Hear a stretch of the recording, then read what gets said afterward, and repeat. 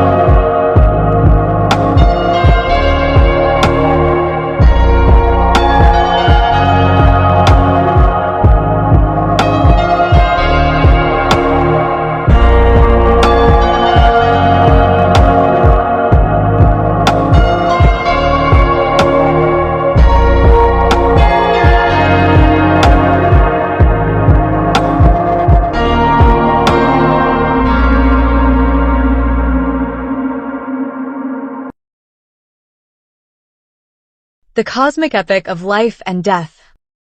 a sequel to A Short History of the World, written by Jamie Gomez,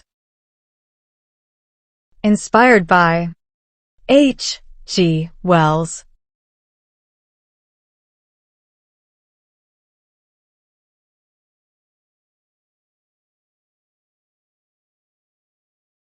The grand story that follows is the whole story of man, the cosmic epic of life and death, from the beginning of the universe to the ending of the universe. The history of the universe can be divided into several major historical periods that cover the universe, the earth, life, mankind, and civilization.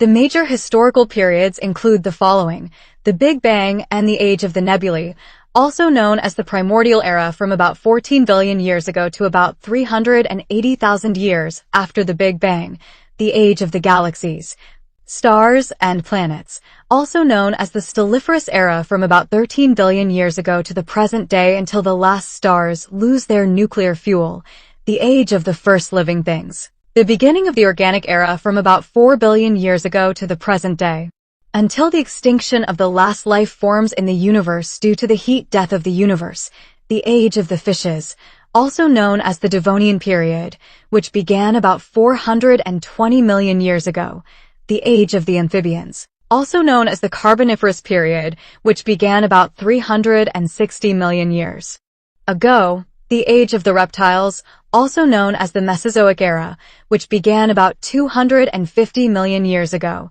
the Age of the Birds and Mammals, also known as the Cenozoic Era, which began about 65 million years ago and continues to the present day, the Age of the Bipedal Primates, beginning within the last 10 million years, the Age of Mankind, from the origin of the species Homo sapiens about 300,000 years ago to the current Anthropocene period of human globalization and industrialization with its massive effects on the climate and biosphere, and finally, the end of the universe in the form of the Big Crunch or the Big Freeze, known as the Degenerate, Black Hole, and Dark Eras, lasting from about a quadrillion years, or 10 to the power of 15 to a googol years, or 10 to the power of 100 into the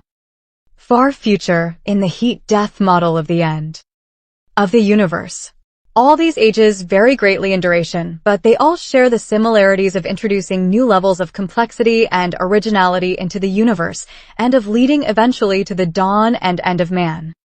In the first age of the Big Bang, all matter, energy, space, and time are compacted into a primordial particle or gravitational singularity smaller than the smallest atoms. In this pre-Big Bang state, space-time and a single unified force of mass energy are compacted in a state of near infinite density, infinite heat, and infinitesimal size. This cosmic singularity at the Big Bang is similar to the extreme conditions of the gravitational singularity that forms following the creation of black holes. From current scientific understanding, this primordial particle or gravitational cosmic singularity was all that existed before the Big Bang and before the beginning of time and space in the universe.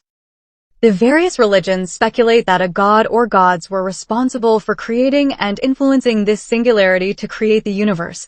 but modern cosmology professes no beliefs in any of these gods and assumes the singularity always existed in a timeless state before the Big Bang, or it was created from the interaction of pre-existing multiple and perhaps infinitely many parallel membrane universes, perhaps of varying higher spatial dimensions beyond the 4 dimensions, length, width, depth, and time, of the familiar universe. While the original form of superstring theory hypothesized that there are a total of 10 dimensions of hyperspace, one version of string theory even postulated as many as 26 dimensions of hyperspace. The unification of the various string theories in M-theory, membrane theory, suggests there are 11 dimensions, 10 spatial dimensions, and 1 temporal dimension of hyperspace. Confusing matters further, F-theory, or father string theory, argues there are 12 dimensions of hyperspace, 10 spatial dimensions, and 2 temporal dimensions. Of course, philosophical metaphysics and pure mathematics theoretically allow the existence of an infinite number of spatial dimensions, but such an infinite number of spatial dimensions does not currently appear to be accurate in modern physics descriptions of the universe and multiverse. In one version of superstring theory, the observable universe began as an unstable but maximally symmetrical 10-dimensional universe existing in a false vacuum energy state prior to the Big Bang. The Big Bang resulted from symmetry breaking of the 10-dimensional universe, the quantum tunneling from false vacuum state to true vacuum state, and the collapse of the 6 extra spatial dimensions to incredibly small sizes and the expansion of the 4 large space-time dimensions to an incredibly large size. Likewise, this superstring theory suggests that all elementary particles of matter and energy are ultimately reducible to vibrating one-dimensional energetic superstrings moving and interacting in small extra-spatial dimensions compacted into so-called Calabi-Yau manifolds, and the theory also suggests that there are other additional 10-dimensional membrane universes, perhaps infinitely many, existing beyond the observable universe in a so-called multiverse. Another multiverse model, recognizing the similarities between the cosmic singularity of the Big Bang and the gravitational singularities of black holes, argues that black holes, which are generated primarily from the gravitational collapse and supernova explosions of large stars, actually create new separate parallel universes, resulting in a multiverse of universes evolving and replicating from black holes and connected by wormholes. However, various other speculative theories of the multiverse exist that attempt to explain what caused the Big Bang itself without the need of a first cause conscious creator god or gods. On the other hand, separate from the speculations of cosmology and physics, parapsychology and its study of near-death experiences seem to suggest that a conscious and superintelligent being of light, or god of some kind, perhaps a higher dimensional spatial being, may actually exist and may have created our universe and perhaps the multiverse as speculated by various religions and theologies. Naturally, the religions of mankind have had anthropomorphic, mythological, fictional, and culturally biased views of God due to the limitations of the human intellect and imagination. However, near-death experiences and the godlike being of light experienced in many of them could suggest that the many religions were correct that a god existed, even though they had imperfect and incomplete views of the nature of God and many different names and depictions for God. While a real God might exist as a higher dimensional being inhabiting higher spatial dimensions and membranes beyond the observable universe, or could exist as a collective universal consciousness aware of all individual minds in the cosmos. As in the religion of Pantheism that believes God is the entire cosmos, and as in the Wigner interpretation of quantum mechanics that argues a collective consciousness collapses the wave functions of elementary particles, God might also exist as the creator of the supercomputer simulation that the observable universe might actually be. If the computer scientists, physicists, and philosophers who believe the observable universe is actually a fake virtual world or computer simulation existing in an unknown higher reality, similar to simulated video games or dreams created in this world, are correct, then God would be the simulator of this matrix-like simulation, and the Big Bang origin of the cosmos would be the beginning moment of the simulation. Regardless of God's existence or non-existence, whatever created the primordial particle or gravitational cosmic singularity at the beginning of time, it appears that something caused the early, tiny baby universe to inflate, expand,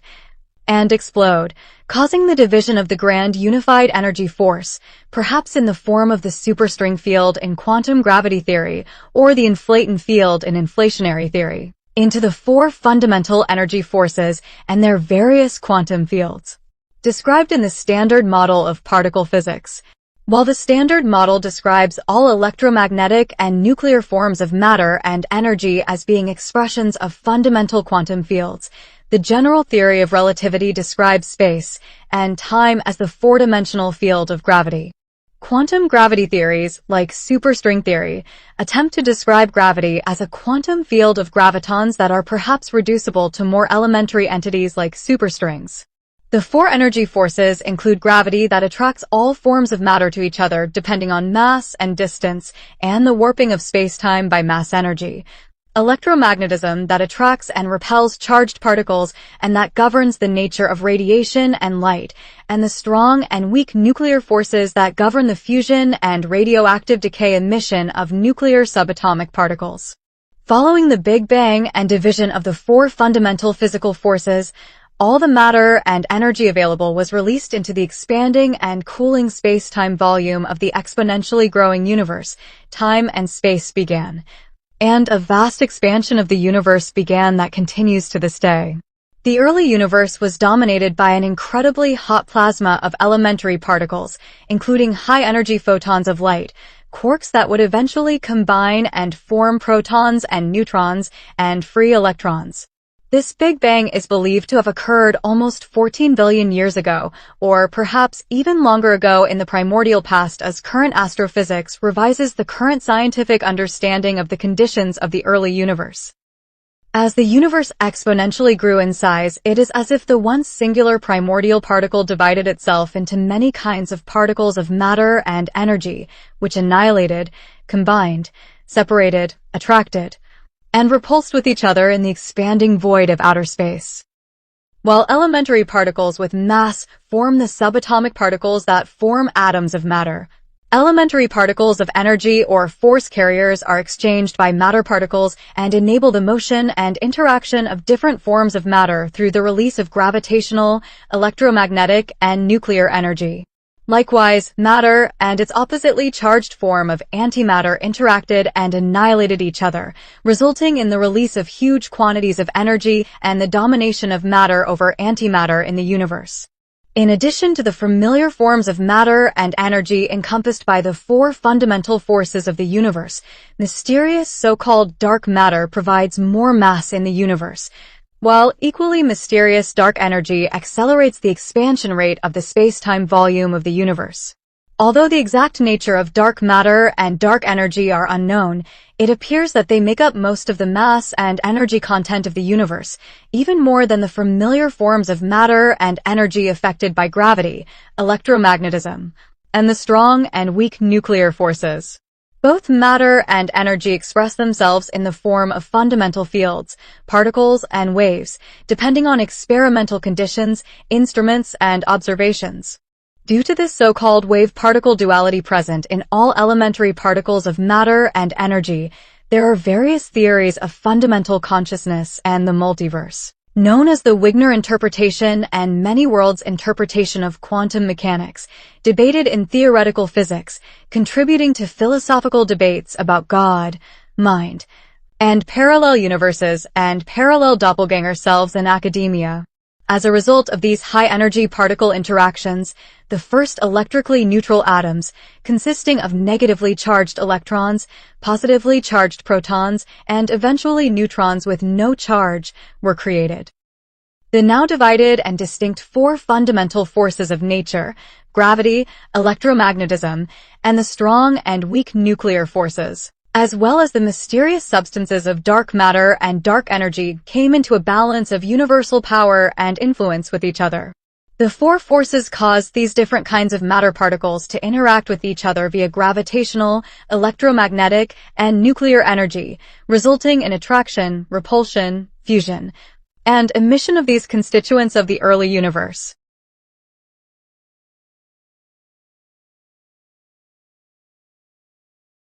These fundamental interactions between the elementary particles of matter and energy resulted in the first light chemical elements of predominantly hydrogen and helium, which formed the basis of the gaseous content of nebulae in outer space. As the universe continued to expand, it began to cool down from the extremely hot temperatures of its initial very dense state as the overall density of its matter content decreased while the volume of space-time increased. Many of these first atoms began to coalesce into vast clouds of cosmic gas, the first nebulae, which both united with one another through gravity and separated from one another due to the universal expansion of space-time. Thus, according to modern cosmology, while the cosmic singularity may have existed in a timeless state before the dawn of time at the Big Bang, the known observable universe has existed for nearly 14 billion years. With the formation of the gaseous nebular clouds of deep space comes the age of the nebulae, a relatively brief transition period before the formation of galaxies, stars, and planets. Next comes the age of the galaxies, stars, and planets, the flaming and rocky orbs born from the concentration of the nebulae into more solid and plasma forms via the processes of gravitational collapse of the nebular clouds, stellar nuclear fusion of the light chemical elements of the gaseous nebulae, and violent material accretion. These important phase transitions of the four types of matter, plasma, gas, solid, and liquid, include those from loose elementary particles, especially quarks and electrons, to subatomic particles, protons with positive electric charge, electrons with negative electric charge, and neutrons with no electric charge, to atoms composed of subatomic particles, to gaseous nebulae, to superheated stars of plasma. Many stars are born from gravitationally collapsed gaseous nebulae. Many small and large stars experience several stages of stellar nuclear fusion to produce more complex chemical elements of the periodic table, and many large stars later die and explode as supernovae to forcefully produce and release new atoms and chemical elements with increasingly heavier atomic nuclei into outer space, and eventually to more chemically complex, molten, solid, gaseous, and liquid planets, often with dense and heavy metallic planetary cores that generate magnetic fields around the planets. Gravity causes large quantities of matter to attract with each other, rotate around each other as matter and energy create warps in spacetime, and form galaxies of black holes. Black holes have such powerful gravitational fields that no matter or light radiation can escape falling into them once reaching their so-called event horizons, and stellar constellations, stars, and solar systems of planets. Electromagnetism enables the chemical elements and atoms to create more complex chemical compounds via electric attraction and repulsion and more complex material forms, and enables the exchange of heat and light energy among material bodies to warm up the cooling, expanding cosmos. The strong nuclear force holds together the nuclei of atoms and enables the stellar nuclear fusion of atomic nuclei to form heavier chemical elements. resulting in the eventual production of all the elements in the periodic table up to radioactive uranium due to stellar explosive supernovae and the conversion of matter into energy. Finally, the weak nuclear force results in the breakdown and radioactive decay of heavy atomic nuclei, resulting in the heavy complex chemical elements returning to the simpler chemical elements of the periodic table and the release of radioactive energy.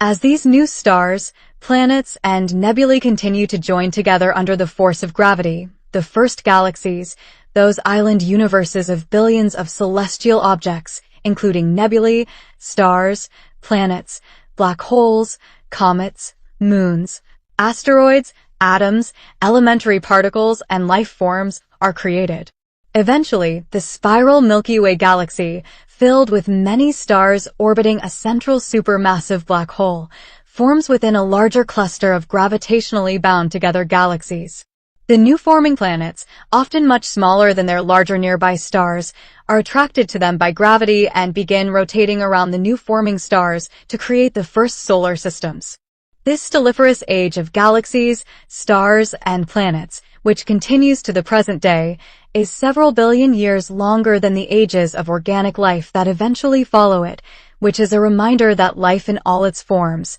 up to and including human beings, is relatively new and insignificant in the grand cosmic scheme of things. Before the formation of cellular life composed of self-replicating organic molecules like deoxyribonucleic acid, DNA, this is an age of presumably lifeless and unconscious matter shaping itself into new exotic forms and ultimately preparing the way for life and consciousness. It is interesting to speculate if such structures as nebulae, galaxies, stars, and planets, and perhaps even atoms, can be considered somehow alive and conscious as if there were cosmic superorganisms. But it appears that life as currently understood does two important things that mere matter does not do, which are eating and breeding, as well as thinking for the relatively few self-conscious Earthling life forms. Living beings appear to be a unique combination of the physical processes of metabolism, reproduction, variation, adaptation, and evolution by natural selection, as well as consciousness as an emergent property of nervous systems for some life forms, which are present to a lesser and less harmonious degree in non-living things. Likewise, for those who reject materialist monism and embrace dualism of matter and mind in philosophical metaphysics, some life forms are uniquely able to contain immaterial minds, spirits, and self-consciousness. Thus, while animism and the human imagination might regard these celestial bodies as somehow alive and with the power of gods, traditional materialist science regards them as the various forms of unconscious matter, moving and acting according to purely mechanical laws governing matter and energy interactions within time and space, metaphorical laws or uniform physical processes that began controlling and determining nature after the Big Bang. However, according to the philosophical view of panpsychism, all forms of matter have varying levels of consciousness, making it possible that these various forms of matter are conscious in different respects than Earthling living organisms are conscious, but nevertheless somehow partially aware of their environments at different degrees and levels according to their material complexity. Due to the sheer number of galaxies, stars, and worlds numbering several hundred billion in the observable universe, it is likely that not long after the formation of the first solar systems, alien extraterrestrial life forms, some more advanced and some less advanced than modern humans, originated and evolved on planets orbiting countless stars, long before the formation of Earth and the evolution of life and humanity on this planet. Similar to the rise and fall of species and societies on Earth, it is very likely that countless extraterrestrial species across the innumerable galaxies of the universe rose from chemical evolution, were born, lived, died, reproduced,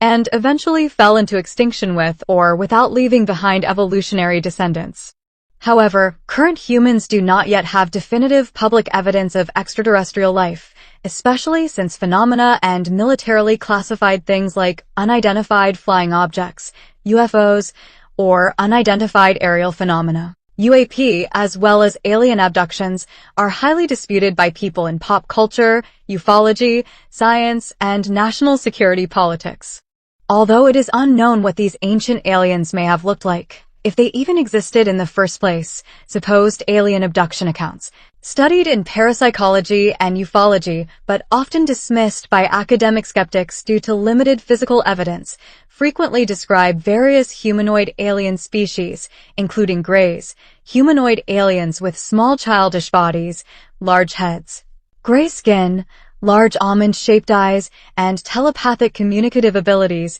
reptilians, large humanoid aliens, resembling bipedal reptiles, insectilians, tall insect-like aliens resembling praying mantises, so-called Nordic aliens, human-looking aliens with pale skin, light-colored hair and eyes, and common features of physical strength, beauty, and symmetry, and even most controversially human-alien hybrids. Psychic hybrids combining alien and human features through genetic engineering. If these supposedly real alien species and their advanced UFOs really exist, it is unknown how ancient they could be in comparison to humanity. Likewise, such mysterious alien beings could be purely fictional and psychological, only existing in the imaginations, minds, and folklore of people as assumed by most regular psychologists, or they could be real extraterrestrials. Aliens originating from other solar systems in the observable universe, extraterrestrials, time travelers originating from the distant past or far future, interdimensionals, beings originating from parallel universes or high-dimensional spatial membranes of the multiverse beyond the observable universe, spiritual beings, beings originating from realms of consciousness experienced by people during altered states of consciousness like meditative or psychedelic states of mind induced naturally or artificially with mind-altering drugs, cryptids, Earthling non-human. Intelligent beings possibly originating or inhabiting undiscovered parts of the world and its oceans, as suggested in accounts of USOs or underwater unidentified submerged objects, artificial intelligence. Robot or cyborg entities with artificial intelligence superior to human collective intelligence and with unknown origins, or even most controversially supercomputer simulators. The godlike creators of the possible Matrix-like fake world and supercomputer simulation that the observable universe might actually be. After this extremely long duration of lifeless and alien life-filled planets and stars comes the next stage of this cosmic story, the birth of Earth's solar system. With the birth of the Sun's soul and its planets from past nebulae and supernovae and from the physical processes of gravitational collapse, nuclear fusion, and material collision and accretion, the familiar 9 planets, namely the 4 rocky inner planets of Mercury, Venus, Earth, and Mars, as well as the 4 outer gas giants of Jupiter, Saturn, Uranus, and Neptune, plus the 9th dwarf planet Pluto, along with their many accompanying moons, comets, meteors, and asteroids, come into existence and revolve around the Sun at varying distances. As the name solar system implies, these 9 various planets all circle around and depend upon the heat and light of the Sun's soul, the central yellow dwarf star, which is much larger than all of them, but is also much smaller than many of the giant stars and black holes of the cosmos. In this age, the primordial planets are still forming and colliding as they circle endlessly around the Sun, slowly but surely developing the many unique features they have today. The Earth is believed to have formed about 4 to 5 billion years ago and is one of the younger worlds of the local solar system. Relatively shortly after the formation of the solar system, the young Earth may have collided with another protoplanet, Theia. The resulting apocalyptic collision split the world in 2, with the larger portion forming into the Earth and the smaller portion becoming the Moon that would henceforth revolve around the world. On the lifeless Earth, the heavy chemical elements sink into and form the molten core, while the lighter chemical elements form the solid crust and gaseous atmosphere of the early inhospitable baby planet. The burning planetary core, volcanic magma and lava, falling meteorites and toxic smoke rule the forming hellish planet until after vast eons of hundreds of millions of years, the lava cools and solidifies into various rocks to form dry land. Clouds form from the release of volcanic water vapor, and additional water within clouds is brought to the world by falling meteors and comets full of ice, and then rainfall and the water cycle, including the evaporation, condensation, and precipitation of gaseous, solid, and liquid water, finally begin. The horrific prehistoric storms and vast ages of rainfall create the first oceans, setting the stage for the next age of the first living things believed to have originated around 3 to 4 billion years ago, which is relatively shortly after the formation of planet Earth itself 4 to 5 billion years ago. In parallel with the formation of the oceans from the water cycle and from the formation and melting of glaciers due to temperature variations around the world, plate tectonics and the process of continental drift result in supercontinents of dry land breaking apart and forming together like the pieces of a planetary jigsaw puzzle, eventually creating the supercontinent of Pangaea, originating around 300 million years ago, that eventually breaks apart for several hundred million years into the 7 modern continents of the world: North America, South America, Asia, Africa, Europe, Australia, and Antarctica. After complex processes of chemical evolution within the oceans that enabled the creation of self-replicating molecules like RNA and DNA encased within protective cellular barriers, the first Earthling life forms capable of metabolism, reproduction, variation, adaptation, and evolution originated. Unlike the first cellular life forms, the first ancient viruses, existing along the thin border separating life and non-life, also originated by self-replicating molecules and nucleic acids, but they were incapable of independent replication and acted as parasites on other living organisms as modern viruses do today. If they did not fully or completely originate within the oceans of the world, both the first life forms and viruses may have originated in outer space and may have been brought to Earth via icy meteors or comets in a process known as panspermia. A more controversial theory suggests gods or aliens may have designed, used spacecraft, and brought simple extraterrestrial life to primordial Earth in a process known as directed panspermia, just as astronauts who visited the moon in the 20th century likely brought bacteria and viruses to it. Thus, earthly life could have a terrestrial or extraterrestrial origin as well as a naturally evolved or intelligently designed origin. Regardless of its origin via abiogenesis or panspermia, all current life on Earth evolved from a single common universal ancestor with DNA as its genetic code and originating almost 4 billion years ago. The first Earthling living beings were probably underwater single-celled prokaryotic cells with free-floating nucleic acids and without a central nucleus that evolved via biological parasitism and symbiosis into eukaryotic cells with internal organelles and nucleic acids housed in a protective central nucleus over the next 3 billion years. Therefore, for several billion years, most life forms were microscopic and underwater, although they did form larger colonies eventually. Thus, modern cosmology and evolutionary biology present a picture of the immensity of space and time within which the little drama of life and humanity takes place. A reminder that the universe is for all practical purposes infinite in both time and space, and that people have yet to publicly detect alien life anywhere within the seemingly endless cosmos.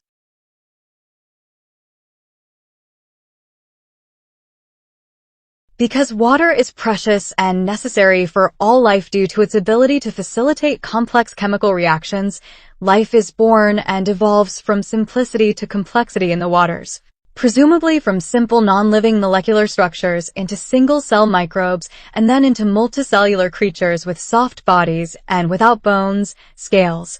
or hard shells like primitive worms and jellyfish within the last several hundred million years. This is the so-called Cambrian explosion of prehistoric, macroscopic, multicellular, eukaryotic, underwater plants and animals, which occurred about 530 million years ago. As hundreds of millions of years pass by, life soon becomes divided into the familiar kingdoms and species of today, including bacteria, protozoa, fungi, plants, animals, including insects, and viruses. While viruses thrive as parasites hijacking the cellular reproduction of living organisms, some life forms thrive as decomposers living off the dead for energy, while others thrive on sunlight and photosynthesis for energy. And still others survive by consuming other life forms for energy, resulting in the food chain, prey and predator relationship, circle of life and death, and the origin of plant-eating herbivores, meat-eating carnivores. and omnivores eating diverse diets of plants, fungi,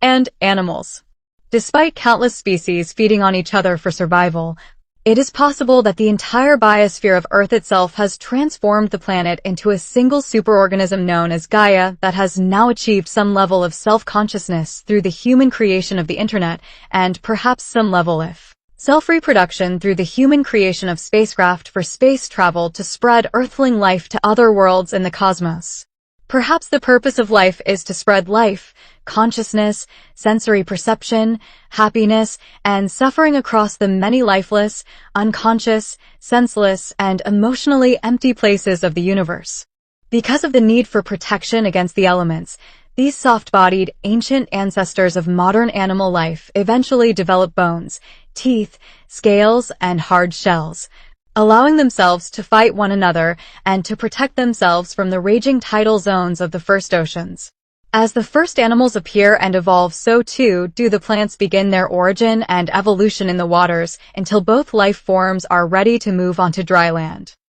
Here begins the Darwinian account of the evolution of macroscopic life, explaining how genetic variations in organism reproduction, climatic and geological environmental changes in ecosystems, processes of adaptation to their environments by species, and natural selection of species behaviors and characteristics compatible for survival within certain habitats, caused the first aquatic animal and plant ancestors to evolve into the countless species of land-dwelling living things existing today. Despite the evolutionary progress of life from simplicity to complexity in organic material structures, sense organs and nervous systems, and levels of consciousness and self-awareness, there are still many setbacks to progress, especially during mass extinctions, often due to climatic, astronomical, geological, or resource depletion events out of biological control that wipe out billions of life forms and species. While there have been 5 major mass extinction events in the history of Earthling life, the worst extinction event was the Permian extinction event that had a primary cause of volcanic activity and occurred about 250 million years ago. The most recent extinction event was the Cretaceous extinction event that had a primary cause of an asteroid collision with Earth and occurred about 65 million years ago. And a global thermonuclear war in the current Anthropocene era of the 21st century could be the climax of another 6th global extinction event caused by humans. The development of bones, shells, scales, and teeth leads to the next stage of organic evolution, the age of the fishes, in which primitive fishes rule the seas for a very long time, breeding, fighting, cooperating, evolving, reproducing, and dying in the waters, but never moving onto dry land. The fishes only lay eggs in water to reproduce their kind, limiting their young to the seas for the rest of their lives. The achievement of moving onto dry land demonstrates the growing powers of life, which ruled the liquid elements of the waters for a long time and finally became ready to rule the solid rocky elements of dry land. The age of amphibians then follows as many of these fish evolve into amphibians capable of laying their eggs in water, but then developing into semi-aquatic creatures capable of living above and outside, but still nearby the waters after their births, returning to the waters to lay their jelly-like eggs as the modern amphibians like frogs still do. During this Carboniferous amphibian age, many coal deposits were formed from ancient dead plants, which would become one of the fossil fuel energy sources of industrialization during the current Anthropocene period of human history.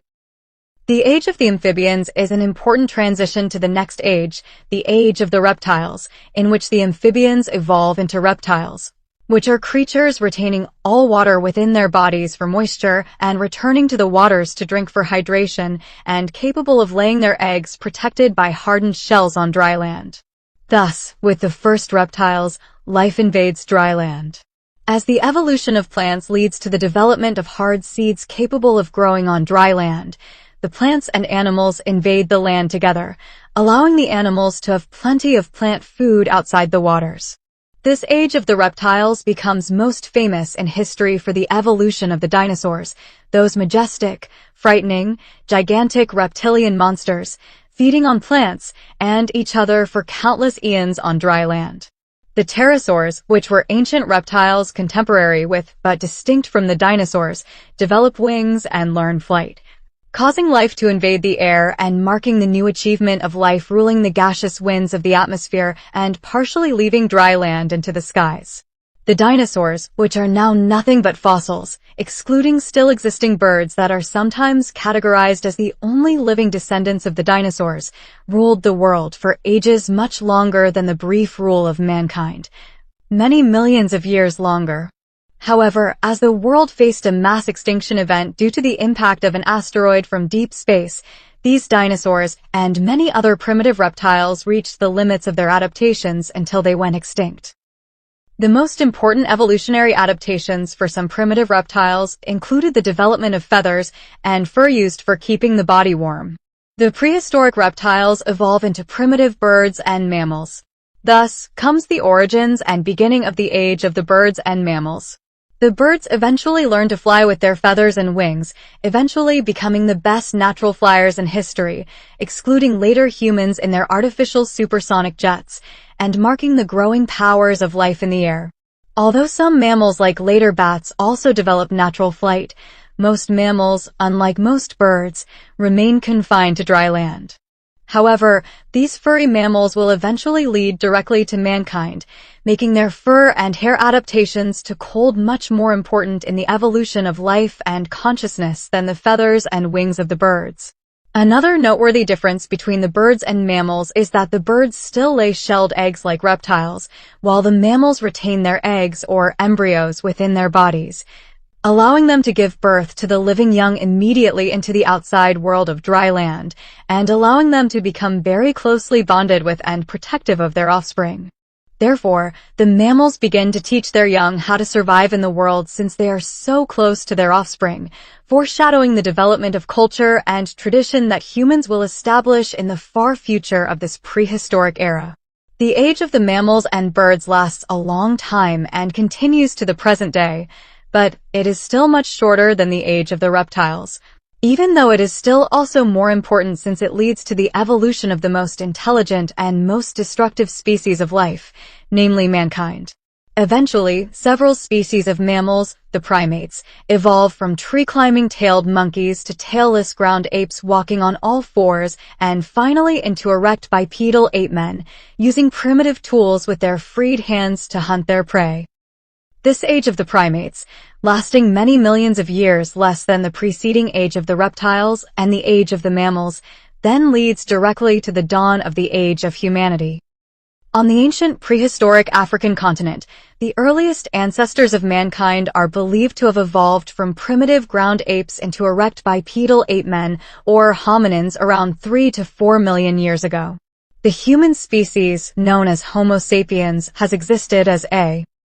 separate erect bipedal primate species for only the last 300,000 years. Prior to the cold climatic changes that recently resulted in the ice glacial ages that ended about 10,000 years ago, two species of humans, the Neanderthals and the first true men of Homo sapiens, had competed for dominance of dry land and its food resources, eventually leading to the victory of the ancestors of all current humans and the extinction of the more primitive Neanderthal cavemen. Despite the possibility of some interbreeding and genetic mixture between the two humanoid species of Homo sapiens and Neanderthals, mankind adapts to the global cold, migrates across the different continents, and continues to evolve due to diverse climatic conditions of various continental environments into separate but still interbreeding races of the same species, including mainly light-skinned Europeans, mainly dark-skinned Africans, Oriental Asians, Hispanic Americans, Middle Easterners, etc. of the Stone Age, and to differentiate itself from the rest of the mainly non-bipedal apes, like the chimpanzees, orangutans, bonobos, and gorillas. Humanity develops primitive wood, bone, and stone weaponry. Humans also use animal furs as clothing and tents, hunt wildlife, and scavenge for other animal and plant food, wander like nomads across the continents, and discover the ability to control fire for cooking, warmth in the cold, and other technological uses.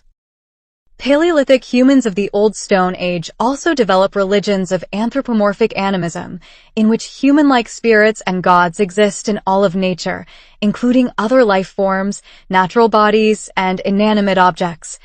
Anthropomorphic polytheism, in which many human-like gods and spirits create the world and everything in it and exist with different roles and functions in the supernatural order of the world, and magic which doctors or shamans, those peculiar wise men and women interpreting dreams and natural omens and sharing the first myths about the world as the first priests. Humans battle each day against the wild beasts, the natural elements, and each other for survival.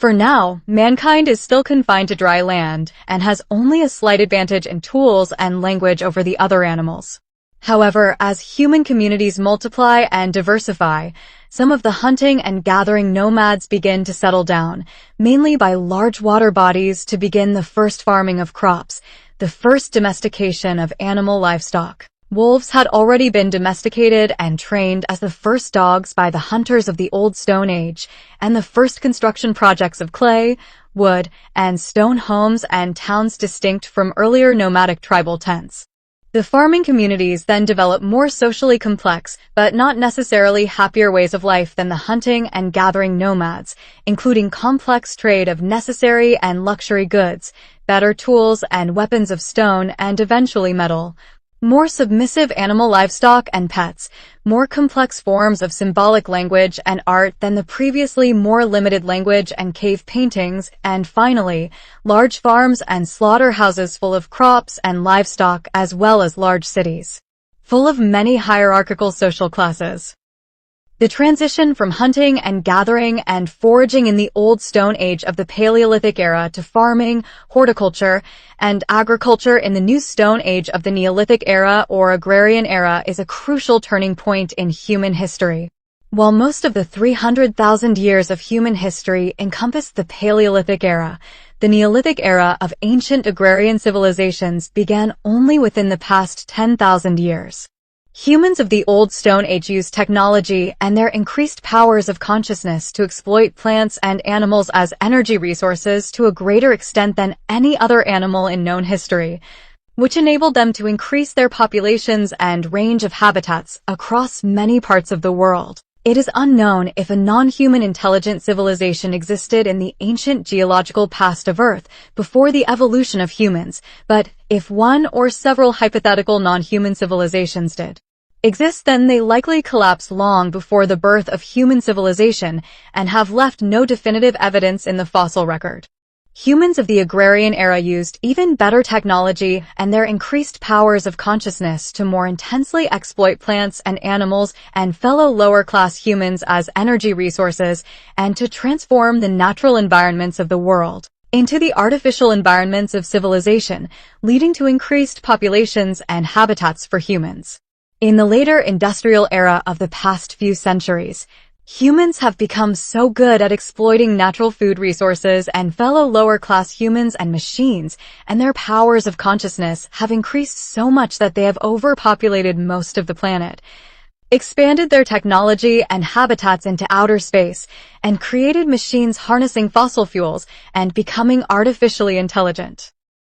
While prehistoric cavemen mastered the solid elements of dry land with their grand migrations across the continents, historic farmers and naval seamen mastered both dry land and the liquid elements of the waters as they began to travel the seas. Later, industrial humans and their machines mastered the gaseous elements of the air with their flying machines and began to master the plasma elements with their nuclear fusion weapons. In the far future, the evolutionary descendants of humans may eventually further master plasma as they might use outer space technologies to exploit entire stars as energy resources and may eventually master space and time travel in the cosmos, and perhaps even hyperspace travel in the parallel universe and higher spatial dimensions of the multiverse, if these hypothetical post-humans and their technology can survive extinction long enough into the far future. Of course, it is possible that alien beings of non-human intelligence with highly advanced technology of non-human origin have already developed and evolved enough to become master space travelers,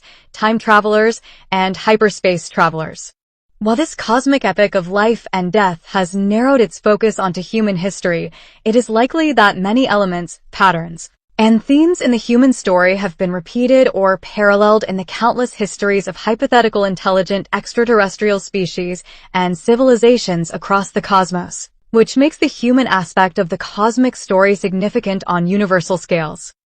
Returning to the Agrarian Era prior to the Industrial Revolution, only certain social insects like later ants and bees would become socially complex like human agrarian societies with their divisions of labor roles and their hierarchical socioeconomic classes. As the Agrarian Era continues, some humans remain nomads and do not adopt farming, but they instead transition from foraging to pastoralism as they become better at domesticating wild animals and using them for food and clothing resources in nomadic tribal communities. These pastoral nomads likewise improve in domesticating animals, building better weapons, and raiding these settled farming communities or being attacked by the large organized armies of these expanding agricultural and then expanding urban settlements. The cities of ruling tribute takers and subject peasants and the nomadic communities of pastoral peoples and foragers usually come to conflict over rights to the land and its natural resources, causing the so-called civilized peoples to often label such foreign tribes as barbarians, even if the agrarian civilized people were often more violent and barbaric than their pastoral, foraging, or fellow foreign agrarian counterparts. All cities, farms, and homes that develop in ancient and modern times are the eventual descendants of these first agrarian civilizations. Throughout the long and vast ages of life and humanity from prehistoric to contemporary times as different species, states, and individuals come and go, and the global biosphere still remains despite constant changes in its life forms,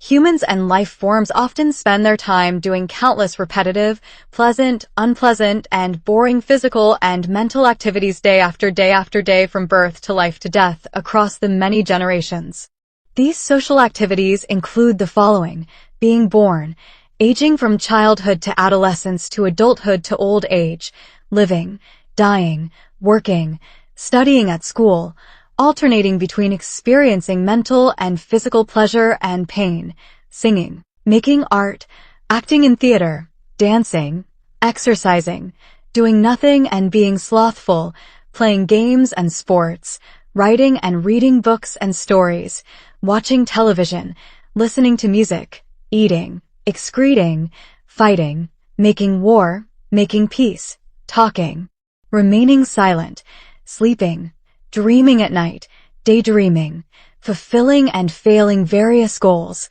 having fun, suffering, loving and hating others, teaching others, getting bored, having sex or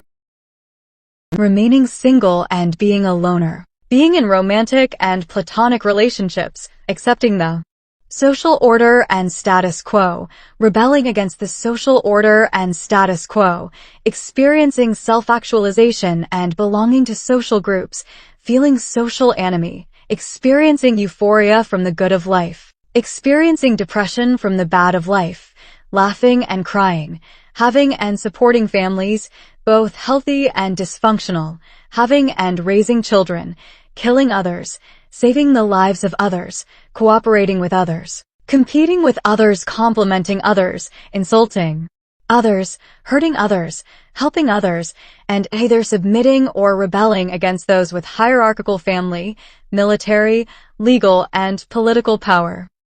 As individuals and their communities rise and fall like mountains coming and going throughout the ages, their life stories are repeated in countless variations as similar beauties and atrocities, loves and hates, hopes and tragedies fill the pages of history. Therefore, every life that is not cut too short repeats the same basic heroic or villainous journey from birth to life to growth to decay to death to giving birth to the next generation to repeat the cycle. As analyzed more deeply in the comparative mythology studies of Joseph Campbell and his model of the hero's journey. Adhering to a metaphysical materialist monism, material and biological evolution studied in the natural sciences suggests that human beings, other life forms, and their consciousness are solely physical and are limited to the mortal material body, nervous system, and brain, causing them to eventually become condemned to permanent death at the end of their lives. On the other hand, paranormal stories studied in the social science of parapsychology, including accounts of ghost apparitions, reincarnation memories of past lives, And near-death afterlife experiences told throughout the ages and throughout countless cultures suggest that metaphysical dualism of mind and body or of spirit and matter might be true. In such a dualistic model, consciousness might not be solely limited to the physical body, nervous system, and brain. Instead, consciousness might be able to exist as disembodied beings, subtle energy, and immaterial spirits and ghosts. Like good and bad people and helpful and harmful animals, spirits are often viewed as either benevolent and angelic-like or as malevolent and demonic-like, depending on their emotional effects on people and their positive or negative relationships with human beings. Likewise, spirits of both deceased humans and some animals and pets appear in ghost stories and near-death experience accounts. While such a model would still accept material and biological evolution as true, it would supplement it as processes parallel to spiritual evolution of individual souls and perhaps of a godlike world or cosmic collective soul as well. While a physical living body is born, dies, is solid, and is visible and perceptible to the five senses, a ghost or spirit cannot die, perhaps exists in a spiritual higher dimension before birth and after death, becomes connected with the body at birth and throughout life, and becomes separated from the body at death, can go through solid objects, is usually invisible to the five senses unless it manifests as a ghostly apparition, and can only occasionally communicate and interact with living beings and physical objects through poltergeists and mediums. Thus, spirits or souls seem to be different from ordinary dense matter, and more similar to some forms of energy that can literally pass through material objects. Likewise, spirits seem to be linked more to the dream state of consciousness and to an altered form of disembodied consciousness present in out-of-body experiences, OBs, and near-death experiences, NDEs. Near-death experiences, or NDEs, seem to support some of the basic afterlife beliefs of the various polytheistic and monotheistic religions of history. Of course, most scientists and psychologists believe NDEs do not support the existence of a spiritual afterlife and can be explained naturally as temporary brain-based dying and altered states of consciousness. In addition, some people who temporarily die do not have any afterlife experiences and instead experience absence of consciousness and nothingness like all people experience during states of dreamless deep sleep, so only some people have NDEs. While NDEs suggest that some spirits experience afterlife dimensions after physical death, ghost stories and reincarnation memories suggest that some spirits remain in the physical world after death.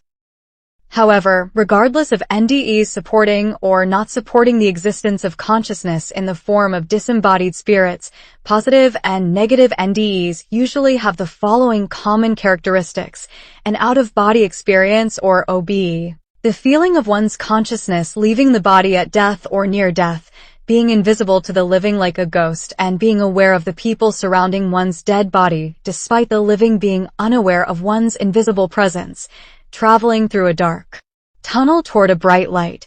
negatively experiencing a dark and empty void dimension where apparent distressed spirits and negative entities exist, positively experiencing a realm of pure love and light where a godlike being of light and other positive beings of light, as well as the joyful spirits of deceased friends, relatives, religious figures, and even pets exist, having a life review, in which one experiences one's entire life all over again, but also experiences the mental perspectives of everyone that one has interacted with throughout life, enabling one to experience true empathy for the feelings of others and to learn from one's good treatment toward and mistreatment of others, and an apparent return of consciousness to the body to resume life. Religious people of various faiths and atheistic and agnostic people of no faiths experience NDEs, suggesting that one's religion or lack thereof does not fully determine one's afterlife state. Instead, being a good person and having a positive light-filled and loving NDE and a mainly positive life review, in which one's good deeds outnumber and overshadow one's bad deeds in life, can result from following either religious or secular morals during one's physical lifetime, just as religions and secular philosophies can generate both altruistic and immoral behavior in different people. While spirits lack physical bodies and appear to be invisible disembodied minds when they manifest as ghost apparitions, They appear to have subtle bodies of energy that resemble their once living physical bodies, but that are less dense than normal physical biological bodies. This subtle body of energy is similar to the mental dream body that everyone has in dream states, and that is distinct from the waking physical body. For example, the dream body can be injured and killed in the dream state of consciousness, even while the physical body is unharmed in the waking state of consciousness when one wakes up from a bad dream.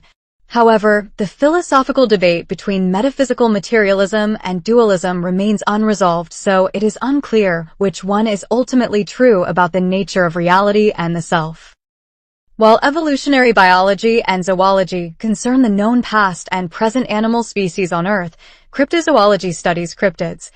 the mysterious and legendary creatures without known evolutionary histories in the fossil record and mentioned in the folklore of various societies and cultures. Common cryptid examples include the caveman-like and ape-like Bigfoot, also known as Sasquatch or Yeti, the plesiosaur-like Loch Ness Monster or Nessie, the werewolf-like Dogman, the vampire-like Chupacabra, etc. Just like the spiritual studies of parapsychology and the alien studies of ufology, cryptozoology is criticized as a pseudoscience by natural scientists and social scientists. However, these fringe fields of study are more akin to detective work in criminology than any of the natural and social sciences. Despite frauds and errors present in these fields studying the unknown, there have been genuinely good academics and researchers sincerely trying to study and document paranormal phenomena of spirits, aliens, and cryptids, all of which may or may not exist. Of course, claims of the existence of these paranormal entities should be reviewed on a case-by-case basis. Likewise, everyone should remember the famous playwright William Shakespeare's poetic reminder that there are more things in the heavens and the earth than the entities studied in current known philosophies and sciences. Following the rise of the first complex agrarian civilization in Sumer around 4000 BCE, before the Common Era, the great agrarian civilizations and empires of the Middle East, Mesoamerica, and Africa came into existence. Despite their cultural and technological differences, these ancient agrarian civilizations were all full of conquering emperors uniting their societies under a central, often authoritarian government, tribute-taking elites extracting resources and labor by force from the lower classes of society, tribute-paying peasants giving their labor and resources to the elites in exchange for protection from the elites themselves and protection from foreign conquerors, hierarchical urban social classes. With complex status rankings and divisions of labor, farms that provided goods to the cities and cities that extracted resources from farms and provided alternative lifestyles to farming. Explorers and military travelers exploring and conquering foreign lands to expand their domestic societies, religious. Priestly classes supporting worship of powerful gods ruling over nature and supporting the power of the state. Superstructure architecture indicating the complexity and social inequality in society, and traders exchanging different goods within and between societies. Developing several thousand years before the birth of the Western Christ, these Middle Eastern, African, and Mesoamerican civilizations lead to the development of primitive astronomy and astrology. Studying the celestial bodies and stars in the heavens above the earth, the recording of the seasonal cycles marking the passage and cyclical nature of time in nature and society, ritualistic animal and human sacrifices to the gods, more complex polytheistic religions with temples and hierarchical gods resembling human overlords in society, and the invention of complex mathematics for architecture and economics and written language for permanent records of knowledge. Writing is an important invention that allows the development of more permanent recorded forms of culture, law, and literature. The religion of the time focuses on divine kings, heavenly and underworld good and evil gods, epic myths and heroes, temples and sacrifices, and the belief in the other spirit world of the afterlife due to the natural fear of death and near-death experiences. These first cities trade resources and make war for resources or cultural differences upon each other on dry land. Empires of these cities develop from bloody military conquests, connecting many people under a common central and often authoritarian and hereditary aristocratic rule and law for the first time in history. Meanwhile, the invention of wooden boats enables mankind to develop some rule and mobility over the seas, giving people power over both dry land and water. Although imperial weaponry continues to advance to better and more efficient metal weapons like swords and improved military formations for battle, the extent of political power is limited since the available distances of dry land are limited by the horse and chariot. As the agrarian empires extend their rule across the Middle East, Europe, Asia, and Africa, which technically form the interconnected landmass of Afro-Eurasia, their peasant and urban lower-class subjects either submit or rebel against them, and they both fight and make peace with the free, nomadic, unconquered, pastoral, and forager barbarians of the uncivilized wilderness. While the Mesoamerican empires of the Olmecs, the oldest American civilization that originated around 1200 BC, the Aztecs, the Mayans, and the Incans arise in different eras and rarely interact with one another due to geographic and temporal factors ranging across Central and South America, they are also isolated by the oceans from the empires of Afro-Eurasia for a very long time. Both the Old World and New World civilizations being completely ignorant of one another due to separation by the world oceans. Following the rise and fall of the Sumerian and subsequent Middle Eastern imperial dynasties, Egyptian, Babylonian, and Assyrian, comes the rise of the Great Persian Empire in the 6th century BCE. Within this vast domain of warring, exploring, farming, urbanizing, enslaving, and trading imperial agrarian states, the story of the Hebrews and Jews, unimportant in their own time, but very important in modern times, begins. These Jews set up their own tribes, kingdoms, armies, priesthoods, and temples in the land of Israel, but they also begin to write and spread their religious writings across the land. Like only a few Middle Eastern cultures before them, the Hebrew Jews developed monotheism, the worship of one God ruling over all other spirits, humans, and life forms. They write that famous holy book of histories and myths, the Bible, uniting them under one monotheistic tribal god Yahweh, whom they worship above emperors, kings, and priests, and whom they want to give them predominance over the known world to unite all societies in worship of their God. While the first creation myths of the Bible were heavily influenced by previous Middle Eastern mythology like the Enuma Elish and Epic of Gilgamesh myths, the later partially historically accurate and inaccurate stories chronicling the history of the Jews begins the unique story and unique beliefs of Judaism. Thus, while the Jews are repeatedly defeated and subjugated by the pagan polytheistic empires around them, they develop monotheism and a strong religious resistance to the foreign enemy tribute-taking emperors, kings, and priests. With the Jewish prophets, the Jews appeal to their invisible God Yahweh, whom they claim created the whole known world, punishes wickedness, rewards righteousness, and rules over the earthly rulers, all emperors, kings, aristocrats, and priests. The Jews believe Yahweh has chosen them to unite and rule over the world, not for their own sake, but for His glory and to impose His strict patriarchal morals and diet and standards of divine justice upon society.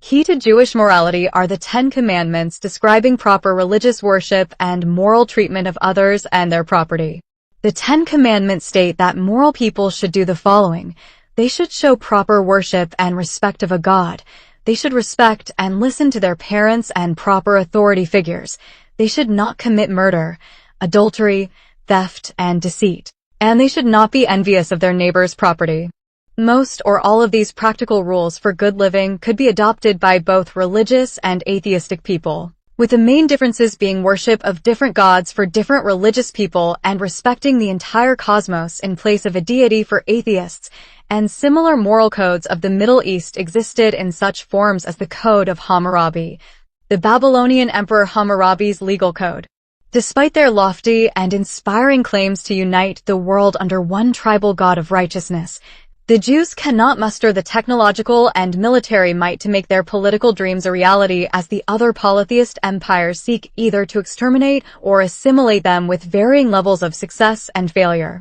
With the defeat of their utopian dreams, the Jews take solace in the promise of the prophets of a Messiah king, who will supposedly bring about the world their God Yahweh has promised them. Thus, with the Jews, the men called prophets enter history, who are independent religious preachers and social reformers, often with fundamentalist religious convictions, and who are different from the kings, emperors, priests, and witch doctor shamans who preceded them. Like the astrologers and priests before them studying the stars and heeding the omens from their gods, the prophets often claim to predict the future according to their communion with their God Yahweh. As the Persian imperial dynasties and dominions grow and extend their power across the Old World, a scattered community of Mediterranean Europeans known as the Greeks develops their own political systems and city-states. These Greek diverse governments include direct democracies ruled by majority votes of those considered to be full citizens, oligarchies ruled by small powerful classes, aristocracies ruled by hereditary classes that inherited power, military dictatorships ruled by tyrants seizing power by force without being elected or inheriting power, and plutocracies ruled by wealthy classes. Of course, different degrees of democracy, aristocracy, plutocracy, oligarchy, and tyranny are present in virtually all ancient agrarian and even modern industrial societies. However, since the Greeks were divided into so many diverse city-states, they provide many examples of these different forms of secular government. Despite their differences, the Greeks were united by common religious myths, environments, and the Olympic Games. Unlike many Middle Eastern imperial theocracies with their divine emperors and kings, many of the Greek secular governments, despite being influenced by religious priesthoods and cults,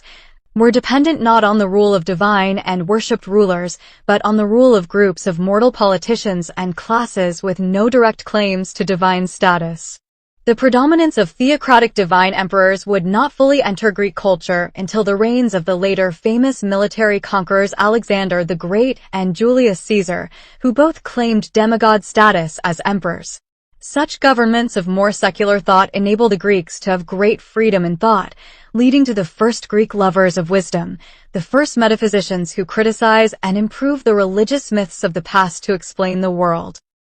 These men are the first philosophers, men who are not priests, but who still claim to understand the natural mysteries of the world by personal intuition and logical reasoning. These Greek pre-Socratic philosophers originate with Thales, who lived circa 600 BCE, and who claimed that water was the primordial material substance from which all other material substances originated. Some of these pre-Socratic philosophers and their new theoretical cosmologies greatly foreshadow modern materialist science, especially the philosopher Empedocles, who had his own ancient versions of the Big Bang, Big Crunch, and Big Bounce cyclical cosmology, and his own version of the theory of biological evolution by natural selection, as well as the philosopher Democritus, who developed the first theory of chemical atoms that composed all material bodies. The materialism and atomism associated with Democritus would become the basis for the metaphysical and moral theories of Epicurus. The followers of Epicurus,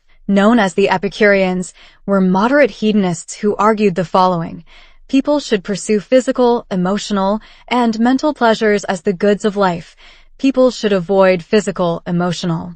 and mental pains as the bad of life. People should enjoy pleasures that have few or no pains associated with them, such as eating delicious but healthy foods in reasonably sized portions, and people should eschew pleasures that have many pains associated with them, such as excessive sex causing sexually transmitted diseases or drug abuse resulting in addiction and overdoses.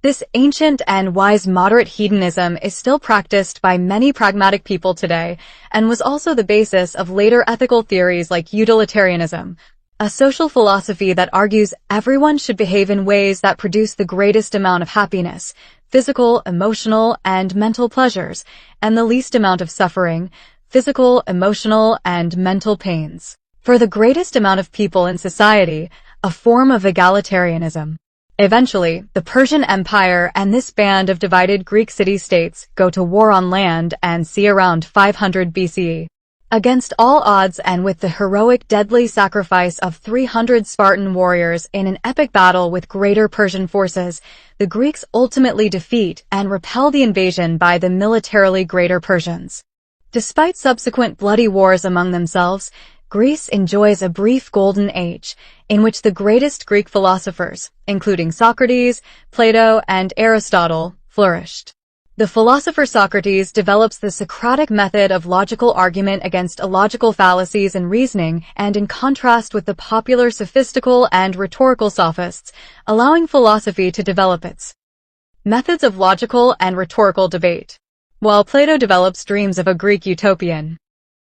society based on the rule of philosopher kings. His student Aristotle focuses on science and natural history. Despite his limitations, Aristotle becomes the first major Greek scientist, classifying and intensely studying the various beings and forces of the world, as well as founding the sciences of Western physics, biology, and psychology. Aristotle also discussed fundamental ethics, or theories of morality. While religious ethics were based on the decrees of supposedly real deities, philosophical ethics does not necessarily need a spiritual basis and could have a naturalistic basis in human rationality and empathy. Likewise, positive altruism and mutualism symbiosis in the natural world and animal kingdom, as well as the more negative biological relationships of predation and parasitism, could be the fundamental basis of the origin and evolution of morality in intelligent earthling life forms, both human and non-human. A key Aristotelian ethical idea was following the golden mean of personal virtues between the extreme vices of excess and deficiency. For example, being a moderately courageous person without being either dangerously, foolishly reckless, or pathetically cowardly. This idea is similar to the common practical ethical advice to have moderation in all things, such as eating just enough without undereating or overeating for a healthy body and mind. Despite such intellectual achievements, the Greek internecine wars, especially the Peloponnesian War between the competing city-states of Athens and Sparta, waste the political and cultural influence of Europe until around 330 BC, when the Macedonians under Emperor Alexander the Great conquer Greece and the remnants of the Persian Empire. Although the Macedonian Empire quickly divides into separate competing dynasties and dominions after the death of Alexander the Great, the spread of the Greek culture of Hellenism enriches the rest of Asia and Europe with the great ideas of the Greek philosophers, and a great library of collective learning, the Library of Alexandria, is founded for the advancement of ancient science. Thus, while the first major urban religion originated with the Sumerian civilization, the first major urban scientific organizations originated in the Mediterranean. Just as one of the first historians of human history was the Greek historian Herodotus. Meanwhile, in Asia during the 6th and 5th centuries BC, three important philosophers across different eras are likewise reforming the rule of kings, priests, and political bureaucracy, including the Indian sage known as the Buddha, who is the founder of the universal religion of Buddhism, and the Chinese sages Confucius and Lao Tzu, the founders of Chinese Confucianism and Taoism. While the Buddha retains many of the core teachings of the priest-ruled and caste-stratified Hinduism, such as nonviolence towards certain animals and the belief in the rebirth of consciousness after physical death into new life forms, Buddha also founds the first universal religion of Buddhism.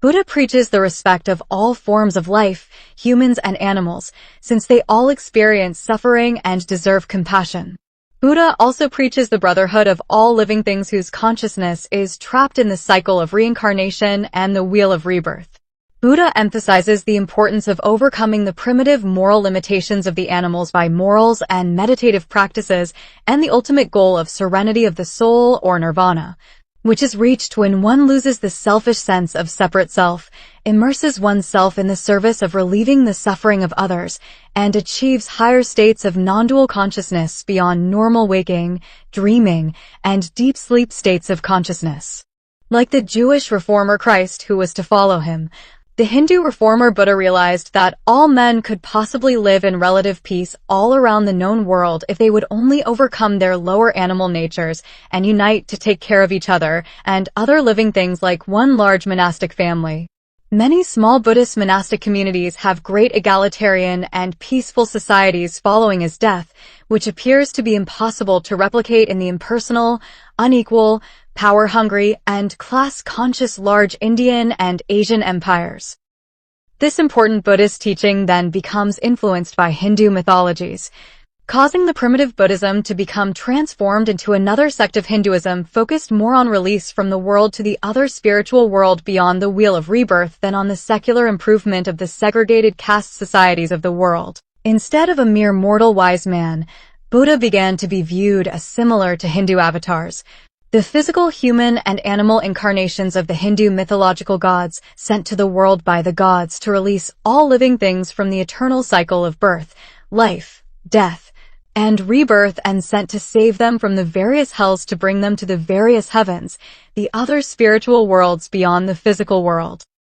In ancient China, Confucius dreams of a united Chinese empire to end the divided and warring Chinese city-states of the time. A key teaching of Confucius is the silver rule of not treating others how you would not want to be treated. For example, people shouldn't kill others because they themselves would not want to be killed. On the other hand, Taoism, originating with Lao Tzu, develops a mystical understanding of the world and its balance of opposites like the dual but united forces of yin-yang. The Chinese general Sun Tzu writes a book discussing the art of successful strategy and warfare in the 5th century BCE. Like many societies observing the cyclical rise and fall of imperial dynasties as different rulers and conquerors come and go, Chinese historians develop a cyclical theory of history in which the ruling emperors gain and lose favor with the moral mandate of heaven, resulting in the endless rise and fall of just and corrupt empires. Due to these diverse Chinese political and philosophical ideas,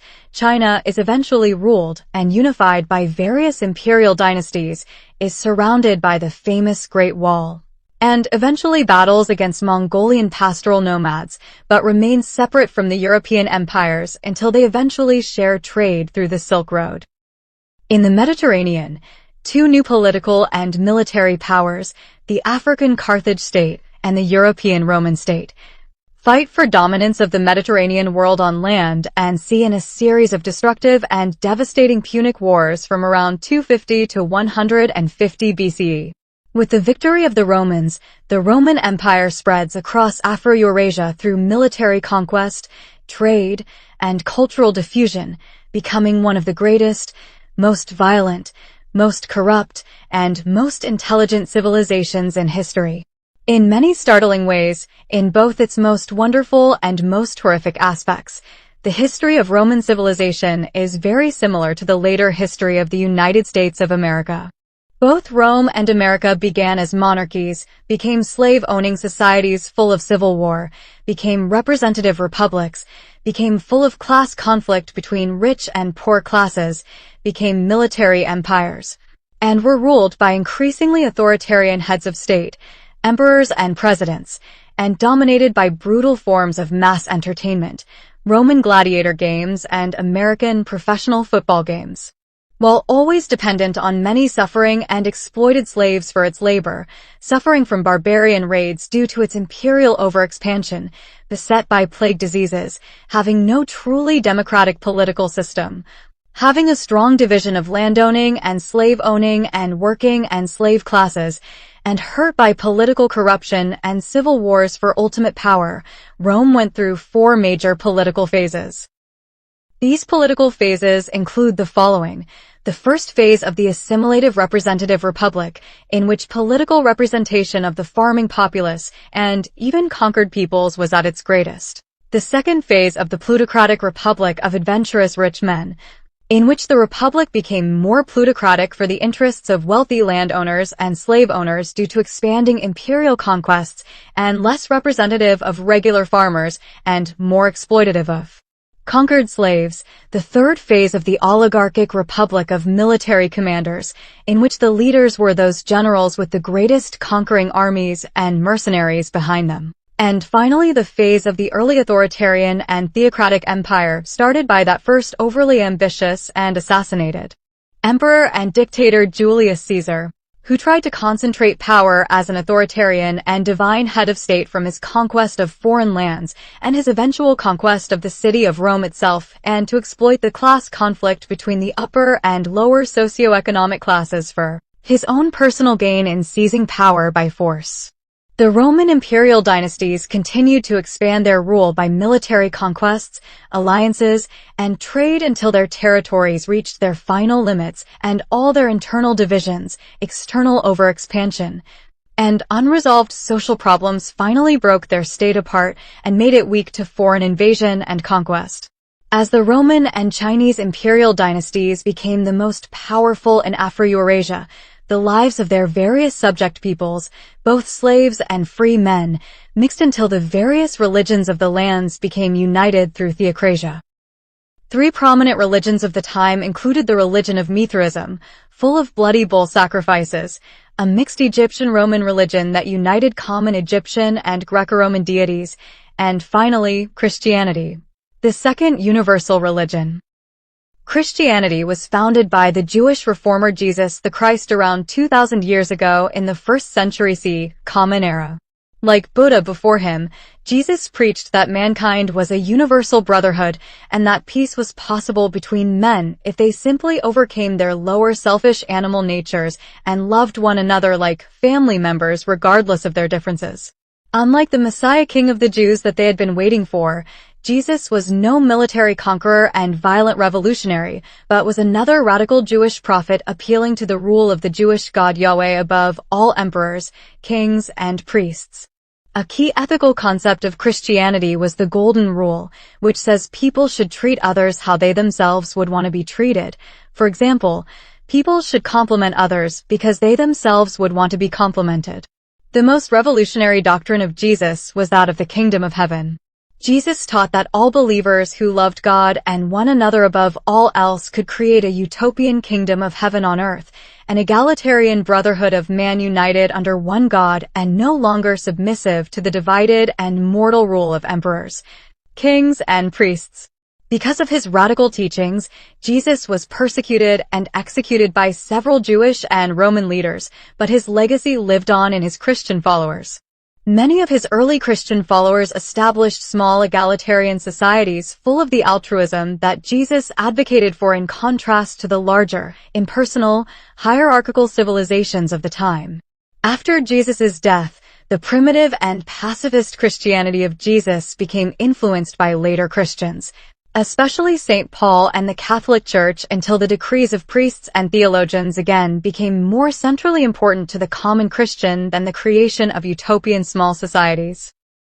There are striking similarities between earlier pagan beliefs and the later Pauline and Catholic teachings and mythologies of Jesus being a blood sacrifice for the redemption of the sins of mankind following the imaginary original sin of the first. Mythical figures of Adam and Eve, the resurrection of Jesus and ascension of Jesus into the heavenly sky, the trinity of three deities unified in one deity in the forms of God the Father and Son and Holy Ghost, and the promise of a heavenly afterlife for righteous and repenting believers and hellish afterlife for non-believers and unrepentant sinners. The similar beliefs of earlier pagan religions included the similar doctrines of the Mithraic religion of blood sacrifice for spiritual cleansing, the Zoroastrian idea of the cosmic battle between good and evil gods and the forces of light and darkness, the Egyptian and Greco-Roman trinity of gods united in theocracia, the Egyptian belief in the dying and rising agricultural god Osiris,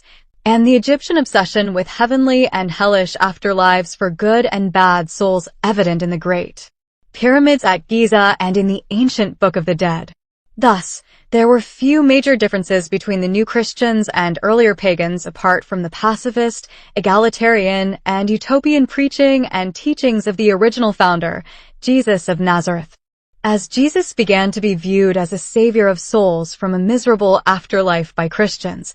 earning entrance by faith and good deeds into the heavenly afterlife became more important than social reform of secular society and creating a utopian kingdom of heaven on earth for most Christians. Many Christians, taking inspiration from apocalyptic Jewish beliefs of the time, came to believe that Jesus would return to the world to end all wars, defeat all enemies of the Hebrews, become a perfect divine king, and rule for a millennium of prosperity and peace on earth. However, there has now been 2,000 years of failed apocalyptic Christian predictions about the end of the world. And many historians believe the apocalyptic writings of the New Testament in the Bible refer to the struggles and hopes of Christians being persecuted by the Roman emperors of the early 1st century CE instead of future events beyond that era. As Christianity spread across Western civilization, it was both persecuted and tolerated by the various Roman emperors until it had won enough converts of the lower and upper socioeconomic classes to become the new official religion of the Roman Empire. The Roman Catholic Church and its official doctrine of salvation through Christ was established, causing the division of many Christian sects in beliefs and practices, including those who were loyal to the Catholic Church and those who disagreed with the Catholic Church and its new dogmas. The second greatest Christian church became the Greek Byzantine Church. Previously the persecuted, the new Christians with political power across Europe began to persecute non-believers and even heretical Christians. As the Roman Empire internally decayed from political instability and corruption, plagues, civil war, military overexpansion into foreign lands, and economic monetary collapse, the barbarian raids and conquests became too much to handle for the Roman central government, resulting in the splitting of the Roman civilization into West and East spheres of influence, and the fall of the Latin Roman Western Empire to foreign barbarian conquerors, and the comparative rise of the Eastern Greek Byzantine Empire. Despite political collapse and instability in the subsequent Roman states, the two Christian churches, the Western Catholic Church and the Eastern Byzantine Church, still grew in power and influence as they competed for religious dominance of Christendom. Following the decline of Roman civilization and the decreased European dominance of the Old World, the third universal religion of Islam originated with the Prophet Muhammad in Arabia around 610 CE. Similar to the Jewish prophets before him, Muhammad claimed to be the final prophet of the biblical God whose name was no longer said as the Hebrew Yahweh, but was instead called the Arabic Allah. Muhammad believed he was on a mission to make a perfect religion. Muhammad's teachings became the basis of his own Bible of sorts with the Quran, and he planned to assimilate or conquer the states and peoples of the known world in the name of Allah. Like Buddhism and Christianity before it, Islam preached the universal brotherhood of all its faithful and moral believers. Like Judaism, Islam was intensely monotheistic and taught that Allah was a God of righteousness who would reward moral believers and punish immoral sinners in this life and the afterlife. The Muslim followers of Muhammad believed that Allah was above the rule of all earthly rulers. Similar to the conquering Christian emperors rising in political and military power in the divided states of Europe, Muhammad's Muslim successors sometimes preached a military conquest of the Middle East to forcefully unite mankind under a single religious faith and under one God, which was a more pragmatic and violent way to convert the pagans. After the death of Muhammad, his new Muslim followers began conquering much of Persia and Arabia, creating the Muslim empires of various dynasties and caliphates. Eventually, Islam became divided into two often hostile and competing sects of Sunni and Shia Muslims, whose fundamental disagreement was over who should be Muhammad's rightful successor as leader of the Muslim world. As a result of this Islamic schism, there were various competing Muslim caliphates and sultanates, and their ruling caliphs and sultans, whose internecine conflicts in the Middle East were similar to later bloody conflicts between Christian Catholics and Protestants in Europe. While they were military conquerors imposing their fundamentalist religious ideas through force,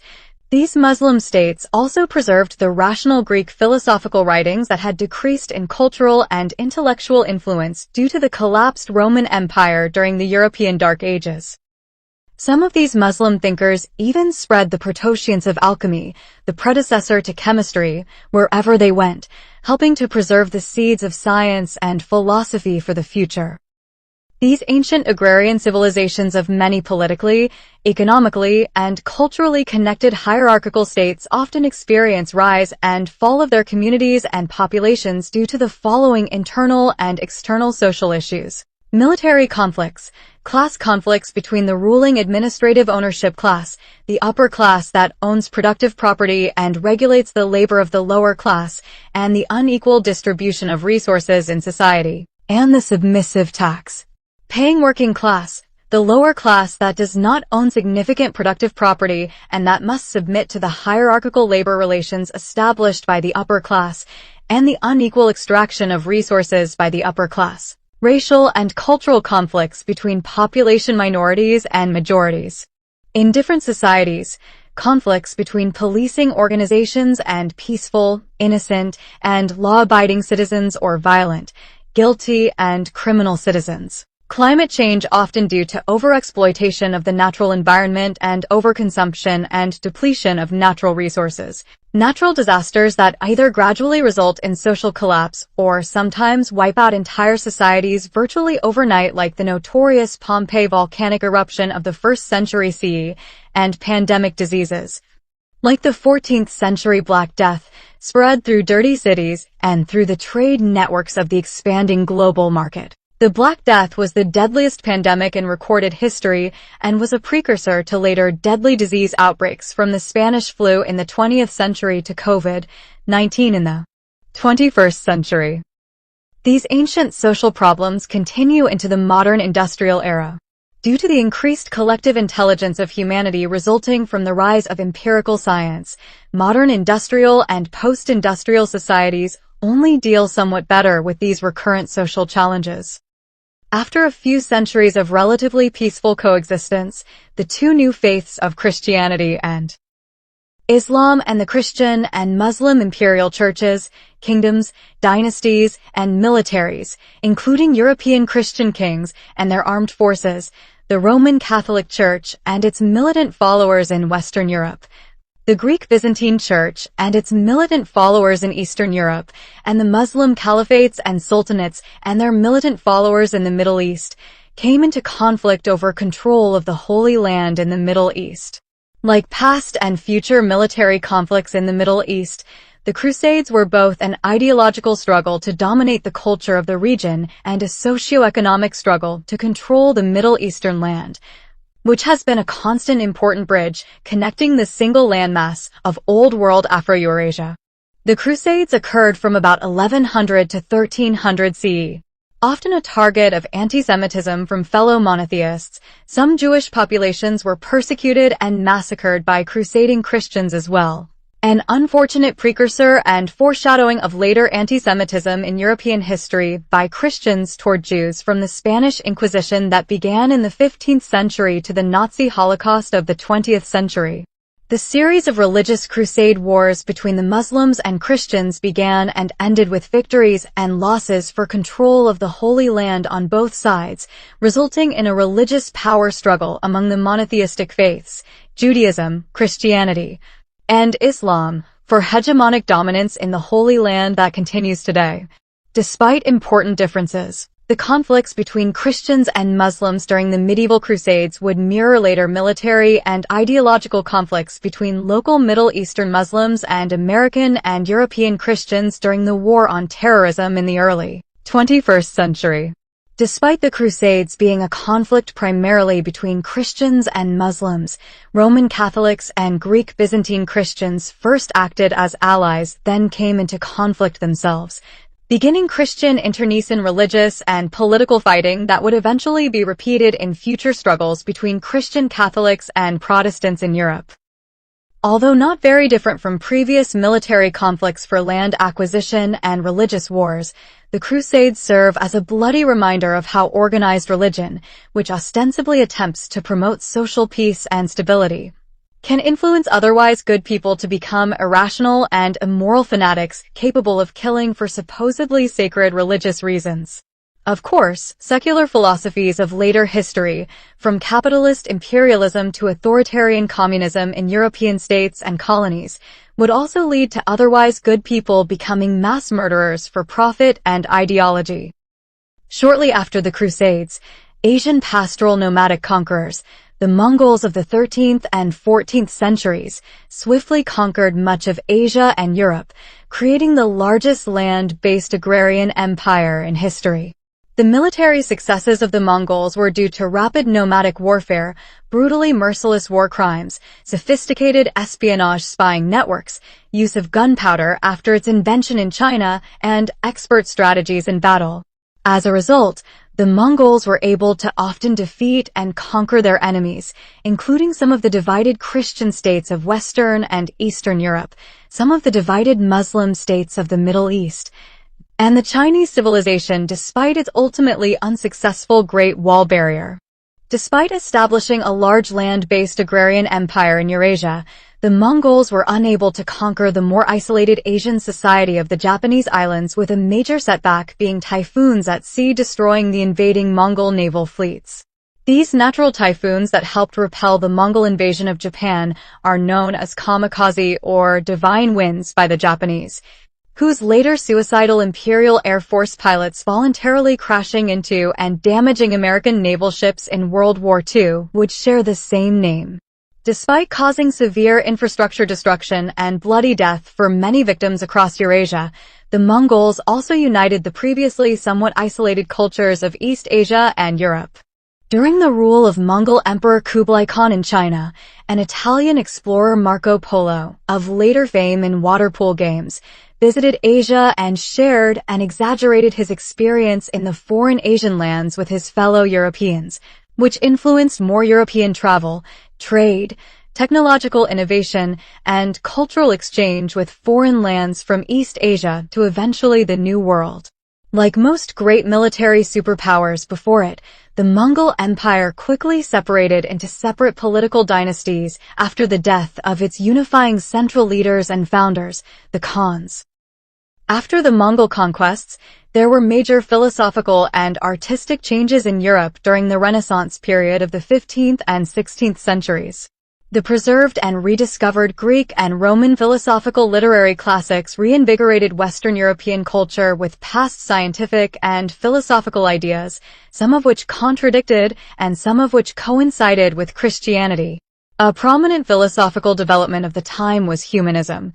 a worldview emphasizing the inherent value of human beings and their physical bodies in contrast to previous religious emphasis on the superiority of gods over men and of the spirit over the body. While most humanists of the Renaissance were also innovative religious Christians, humanism would eventually influence the later development of scientism and secular atheism. The beliefs that science is superior to religion in understanding the cosmos, the universe, and multiverse are self-sufficient and not created by any deities, and no conscious creator gods exist. While theism argues a conscious god or gods exist and made the cosmos, and atheism argues the opposite, many people who could not decide between the two worldviews eventually embraced agnosticism,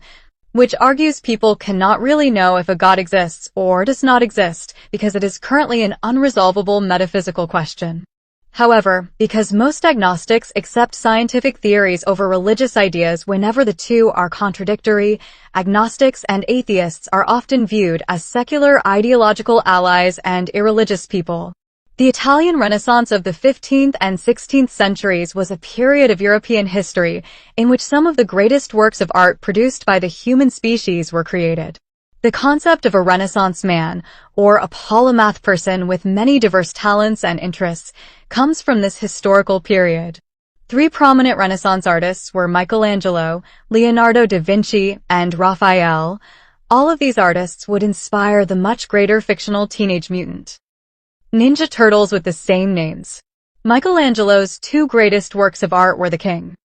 David statue, an idealized form of male physical beauty, and the religious paintings of the Sistine Chapel in the Vatican of the Roman Catholic Church. The portion of the Sistine Chapel known as the Painting of the Creation of Man idealizes the spiritual relationship between God and man. Da Vinci's most famous painting was the Mona Lisa, an idealized depiction of female mystique and physical beauty. Finally, the School of Athens painting by Raphael is a classic depiction of the great Greco-Roman philosophers of antiquity and idealizes the human intellect and its quest for knowledge about the fundamental nature of reality. Prior to the European Renaissance and the subsequent scientific revolution, there was a rise of Western scientific thinkers like Roger Bacon, who preached about the importance of science and empirical experiment and who predicted the eventual invention of future autonomous automobiles, steamships, and airplanes, which would not become technological realities until after the later Industrial Revolution. Following the cultural changes brought to Europe by the Renaissance, there was a religious revolution of ideas during the Protestant Reformation of European Christianity in the 16th century, initiated by Martin Luther. The bloody religious wars, superstitious witch hunts, and the unfair privileges and corruptions of the Pope and clergy of the Roman Catholic Church in Europe eventually caused many Christians to abandon the Catholic Church and set up Protestant churches in their various countries. These abuses of power by the leadership of the Catholic Church that led many Christians to lose faith in its leadership were later repeated during the child sexual abuse scandals by many Catholic priests in the 20th century. Unlike the Catholic Church, which relied on various theological interpretations and elaborations of the Bible by combining biblical ideas with the Greco-Roman philosophies of Plato and Aristotle, Protestants dispensed with its authoritarian papal leadership and used the Bible itself as their one primary guide to religious questions, regardless of the teachings and warnings of damnation by Catholic priests and popes. Because of its reliance on the Bible as the main source for religious knowledge, some forms of Protestant Christianity eventually devolved into religious fundamentalism that rejected any scientific theories that contradicted biblical literalism. On the other hand, because of its openness to pagan philosophical ideas along with the religious ideas of the Bible in Catholic theology, the Catholic Church eventually rejected most forms of biblical fundamentalism and literalism and accepted the harmony of science and religion in discovering truths about reality. However, initially the Catholic Church persecuted great scientists, like Galileo Galilei, who believed that the sun was the center of the solar system and the planets revolved around it, and who was tried and imprisoned by the Catholic Church. And Giordano Bruno, who believed aliens existed on many worlds orbiting other stars in a possibly infinite universe, and who was executed by decree of the Catholic Church, whose work in natural science contradicted Catholic theology and its outdated Greco-Roman philosophy and science. The increasing freedom of thought expressed in the European Renaissance, Protestant Reformation, and scientific revolution would be facilitated and enhanced by the introduction of paper, which was invented in Asia and which was manufactured for book use in Europe following Johannes Gutenberg's invention of the printing press in the 15th century. Following the Protestant Reformation of the 16th century, many European princes and kings of the divided European kingdoms of various cultures, religious denominations, and languages decided to break religious alliances with the Catholic Church and to increase their own power over their subjects by creating their own Protestant national churches. Because of the various religious, cultural, political, linguistic, and geographic divisions between European Christians of the various European states and kingdoms, the various Catholic popes were unable to fulfill their ultimate goal of all of Europe being completely united under the rule of the Catholic Church. Ever since the collapse of the ancient Roman Empire, Europe has been fragmented into various competing and warring states, despite the failed attempt at Western European political unification under the much smaller Christian Holy Roman Empire, first created by King Charlemagne in the 9th century. Following the Protestant Reformation, Europe was once again divided into various kingdoms, dynasties, and empires that were often in wars and alliances of trade and protection with one another, but that were incapable of total conquests and total assimilation and destruction of one another. This state of European division was similar to the divided and various Greek city-states of ancient times. The culturally diverse European states evolve into great economic and military powers competing and cooperating with each other. The most prominent European states included the Spanish, Portuguese, British, French, Italian, Greek, Prussian, and Russian societies. While many of these states would also establish overseas empires and colonies beyond Europe, only after the Industrial Revolution would the greatest and most expansive European empire, the British Empire of the 19th century, be established. Despite being loosely united by the Christian religion and common socio-economic institutions of agrarian feudalism, these various European powers were often in wars and alliances of trade, cultural and technological exchange, and mutual protection with one another. However, despite fleeting empires united under temporary imperial central governments being established on the mainland European continent, these various Western societies were incapable of total conquest, assimilation, or destruction of each other, explaining why they still exist in the form of the countries of Western and Eastern Europe today. Like the divided various Greek city-states of ancient times, the culturally diverse European states experimented with various governments, including absolute monarchies, constitutional monarchies, representative republics, and parliamentary republics. Due to the decline of the power of the theocratic Catholic Church, many different forms of government became common in Europe, with a better and more liberal and democratic division of political power among executive, legislative, and judicial branches of government. Just as these various experiments with different forms of government enabled greater freedom of thought, the invention of the printing press in the 15th century allowed the printing of many books, both Greek and Roman philosophical classics and the religious Bible, allowing the common people to become more literate and intelligent overall, and giving the public more freedom in thought than the authoritarian rulers, hierarchical socioeconomic classes, and previously more limited literacy allowed. European wooden warships, trade ships, and exploration ships improved in size and range, and technological improvements to the navigating compass allowed greater travel by sea. Eventually, the divided European kingdoms of this age of overseas exploration decided to spread their own social problems, technologies, and material goods, as well as their trade, religion, slavery, and military conquests around the world via their improved ships. This resulted in the European colonization of such exotic places as China, Africa, and India. This age of European overseas explorers culminated with the European discovery of the New World of North, Central, and South America, following the voyage of the intelligent but brutal explorer Christopher Columbus in 1492. The resulting Columbian Global Exchange Trade Network, consisting of the exchange of commodities, domesticated plants and animals, metals, technologies, people ranging from slaves to settlers to military conquerors to religious missionaries, and devastating diseases, connected the New World societies of the Americas with the Old World societies of Afro-Eurasia. The Europeans and their technologically superior warships, horses, and guns, which were improved over countless bloody conflicts among the continental Europeans themselves, swiftly invaded and defeated the ancient Mesoamerican Incan and Aztec empires. These agrarian Mesoamerican civilizations were famous for their advanced agricultural techniques, beautiful and intricate religious art, sophisticated temple architecture, and complex astrology and astronomy. In their complex calendars, these American societies reached the heights of human intelligence. However, the horrific bloody human sacrifices practiced by some of these religious American societies reached the depths of human depravity. The European imperial colonization, economic and religious hegemony, and military conquest of the Americas resulted in an Old World dominance of the New World that would only be reversed when the United States of America would become a global superpower in the later 20th and 21st centuries.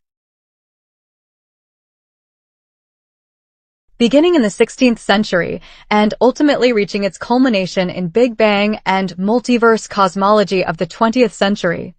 the scientific revolution in Europe challenged the biblically fundamentalist religious dogmas of the Catholic and Protestant churches and began the rise of modern empirical science. There were two major scientific revolutions or Kuhnian paradigm shifts that overthrew some Christian dogmas and some Greco-Roman metaphysics about the nature of the universe and the human species. The first of these scientific revolutions was the Copernican-Newtonian revolution in physics and astronomy that lasted from the 16th to the 17th century, in which heliocentrism of a sun-centered and gravity-based solar system of the cosmos overthrew geocentrism of an Earth-centered and celestial spheres-based solar system of the cosmos. The second of these scientific revolutions was the Darwinian-Wallace revolution in biology and anthropology of the 19th century, in which the theory of evolution of animal, plant, and human species by natural selection in the biosphere overthrew the previous theory of special creation of all biological forms by an intelligent designer deity of the biosphere.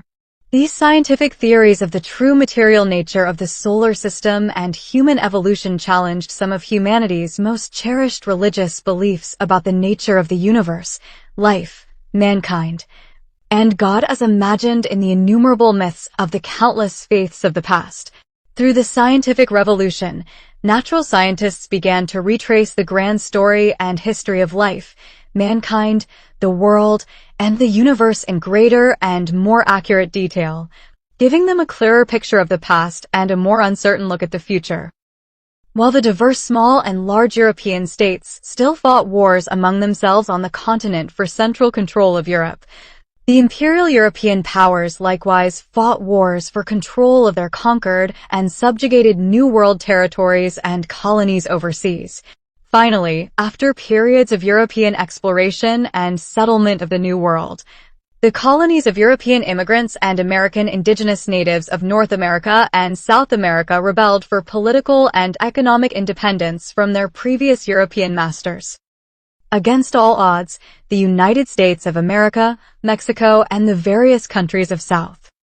America became independent states through the American Revolution and the Central and South American Wars of Independence in the 18th and 19th centuries. The New World societies of the Americas then became increasingly free from dominance by the Old World societies. The new American countries began their own political systems, including secular representative republics that had a separation of church and state, that were not ruled by kings or national churches,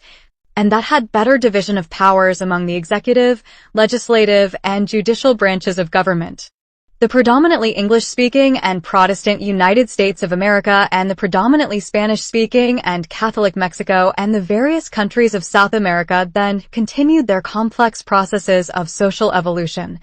Population migrations, trade exchanges, technological innovations, class conflicts, and ideological development of politics and religion.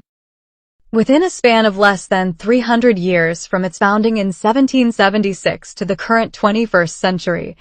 American society has transitioned from being a loose collection of indigenous tribes and diverse colonists to a single culturally, legally, and politically unified, hierarchical society dominated by an elected central government,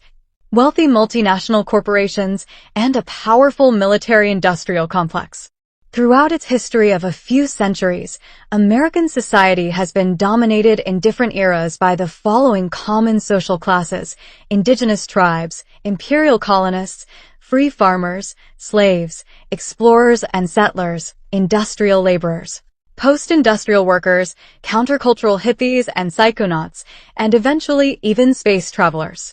The history of the United States is basically a story consisting of the following: a popular domestic political and military revolution and insurgency of American colonists against European imperial monarchy and military and foreign tribute-taking taxation. A power struggle among the three branches of the American central government, the executive branch and its military forces and intelligence services, the legislative branch and its powers to create laws and regulate government spending, and the judicial branch and its powers to interpret and enforce laws theoretically in accordance with the American Constitution, a power struggle between the central federal government and the local state governments. Most prominently during the American Civil War, many wars waged by Americans against local Native American tribes,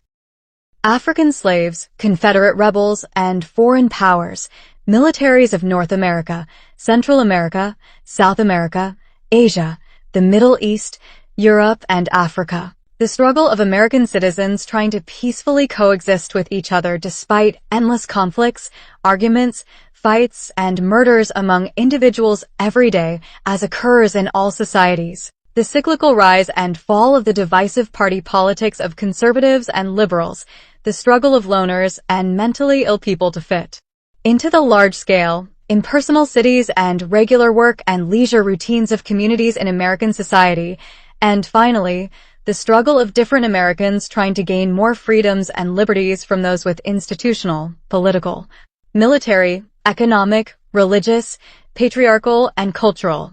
power. These struggles for natural rights and civil liberties included the following: Native Americans trying to gain back land rights from European Americans, African Americans trying to gain freedom from slavery and basic civil rights from European Americans, women trying to gain civil rights and wealth in a society and economy once dominated by men, foreign European, Asian, and Hispanic immigrants trying to gain employment and citizen rights from local American citizens, industrial and post. Industrial workers struggling with, striking against, and trying to divide wealth more evenly with their capitalist bosses, law-abiding and civilly disobedient citizens trying to uphold basic rights against police abuses of power, police forces preventing criminal citizens from breaking the law and promoting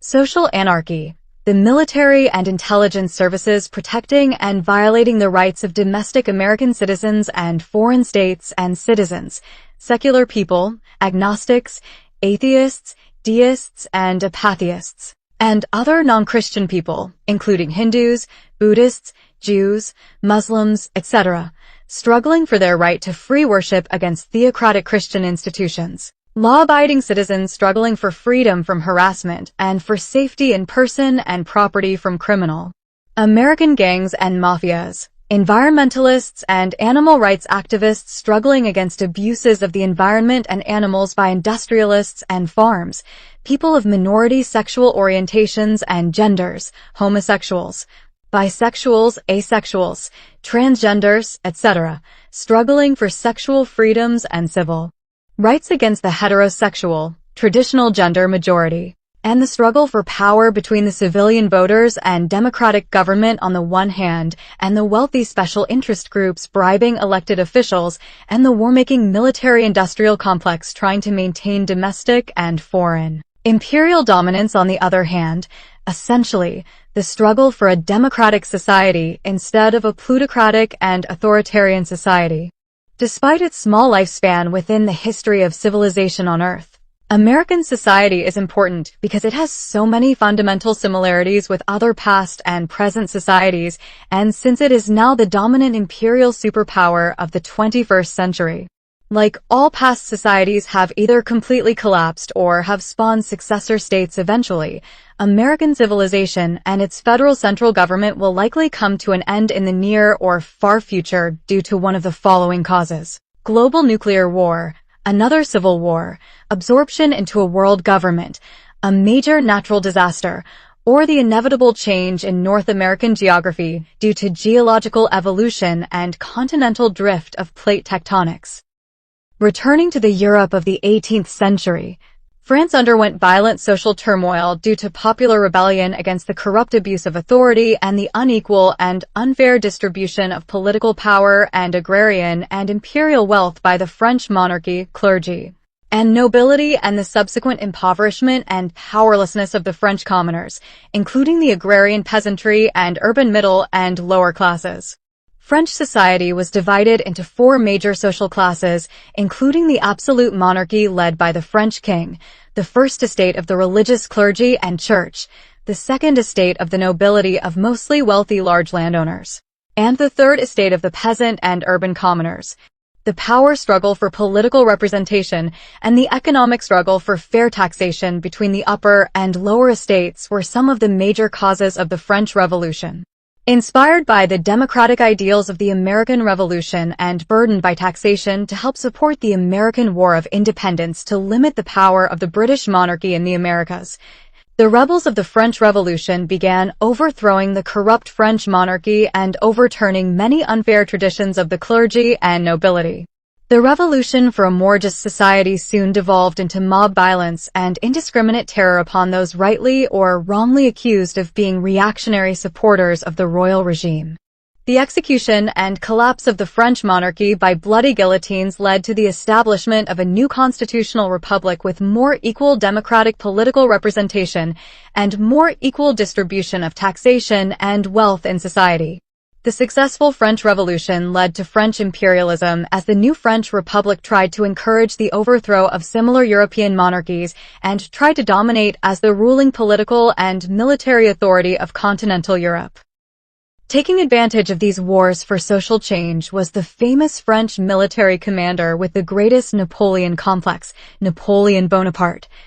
who tried to make these wars for popular liberty into wars of imperial military conquest and to make France, and more importantly himself, as new French emperor, the rulers of Europe in the early 19th century. After many difficult battles in the subsequent Napoleonic Wars that raged across Eurasia, including Western Europe, Egypt, and Russia, a European monarchist alliance of nations and militaries finally defeated the Emperor Napoleon and his French forces at the epic Battle of Waterloo. The 2023 film Napoleon is the best depiction of the life and career of Napoleon, who is brilliantly portrayed by actor Joaquin Phoenix.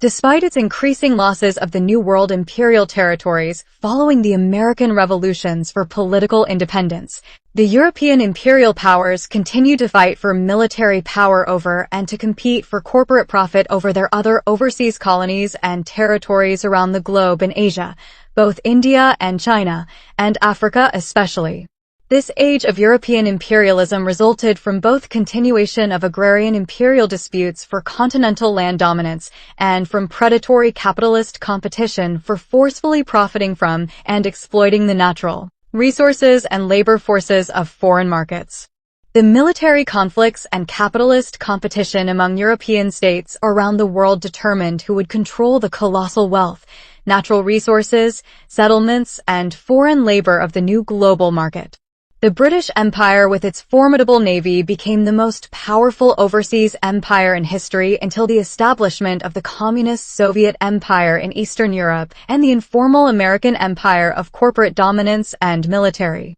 bases enforced through the American Navy and Air Force in the later 20th and 21st centuries. Because of its status as the largest empire in history prior to the later 20th century, the British Empire is responsible for English becoming a globally spoken language, explaining why this book is written in English. Likewise, the British multinational corporation of the East India Company and its private army would represent the growing power and influence of private capitalist multinational corporations that could now compete with and even overpower traditional agrarian states like India. While the Copernican and Darwinian scientific revolutions of the 16th and 19th centuries overthrew traditional religious beliefs, the continued rise of science, especially the physics of energy forces and mechanics, also contributed to the mechanical revolution and the industrial revolution that began in Europe and spread around the globe through European imperialism in the 18th and 19th centuries. These technological, social, and economic revolutions led to the following important changes in society: the increased mass production in factories of necessary and luxury goods using automated machines, wage earners, and fossil fuels. The so-called death of the peasantry, as many peasants were often forced to give up farming lifestyles and had to seek wage employment in the large and growing industrial urban cities. The growing class conflict between industrial workers who sold their labor power and private capitalists who owned the means of production, the increased exploitation of new energy resources like fossil fuels, like coal and oil, heat energy, like steam production, and electricity, as well as the resulting environmental pollution, the invention of such revolutionary machines and vehicles as the steamboat traveling the sea lanes, the train traveling the land railways, and the telegraph communicating messages and information around the world. All of these new technologies connected the societies of the world like never before on land and sea and by news information, and the increase in population, cultural diversity, and land of urban cities and industrial nation-states. Following the industrial and mechanical revolutions, the following urban conditions became common in large population centers. Large cities full of diseases and hospitals and public health organizations trying to limit the spread and destructiveness of these diseases. The cyclical rise and fall of capitalist industries, including small independent businesses, large corporations, and monopolies. Blue-collar and white-collar work, as well as blue-collar and white-collar crime in industrial and post-industrial societies, police maintenance of law and order against criminal citizens, as well as police corruption and abuse of power over law-abiding citizens. Wealthy suburban neighborhoods of successful capitalist entrepreneurs and the family inheritors of their wealth, poor inner-city and working class ghettos, the boom and bust business cycles of competitive legal markets, the often unsuccessful legal repression of underground markets or so-called black markets for illegal activities, including the drug trade, prostitution and illegal sex work, and human and animal trafficking, gang violence and mafia conflicts among different neighborhoods as local armed tribute takers who forcefully seized wealth arose and battled each other, and police forces for dominance over law-abiding, tribute paying citizens on the urban streets, racial and class segregation in society due to popular social Darwinist beliefs in racism and unregulated predatory capitalism. The rise of nationalism as loyalty to the symbolic superorganism and super persona of the nation-state, such as the American Uncle Sam or Mother Russia, became as important as family loyalty and loyalty to one's church and God. The mass imprisonment of civilians for either just or unjust reasons, as seen in later history of the 20th century during the mass incarceration of mainly poor and racial minority groups in the failed American war on drugs, or the mass imprisonment of political and cultural opponents in the authoritarian, communist and fascist state prison camps, the increased message of countercultural groups for an abandonment of technological industrial society and a return to a more primitive, simpler life in the natural wilderness. The search for personal meaning through wage or entrepreneurial labor to avoid social enemy in large impersonal urban and suburban social environments. The expansion of unrelated friendship groups for people beyond the once all-important family network of relatives, the increased sexual freedoms, and the opposite increased number of monogamous marriages and divorces due to the rise in the number of available mates. Overpopulation due to better exploitation of natural resources and increased availability of mass-produced goods, as well as the subsequent devastation of surrounding natural environments from industrial development. The creation of emergency services to deter crime, rehabilitate the mentally ill, resolve natural or man-made disasters, and save the sick and injured. The creation of educational organizations to teach younger generations the collective worldview, language, and mathematical principles of society. And finally, as societies became larger and populations became greater in number than ever before, there was a rise of so-called loners of both the creative and destructive varieties, who often felt lost in society and struggled to fit in, as many introverts struggled to fit in among the more numerous extroverts of society. In the 19th century, the nation that probably benefited the most from the inventions of the mechanical revolution, including the train and railways, the telegraph, and the steamboat, was the United States of America, which used them to expand westward until it forcefully conquered most of North America from the Native Americans. While Europe in the 1800s continued to be a collection of divided and warring nation-states, American society endured a long era of national peace and remained under a single central government, law,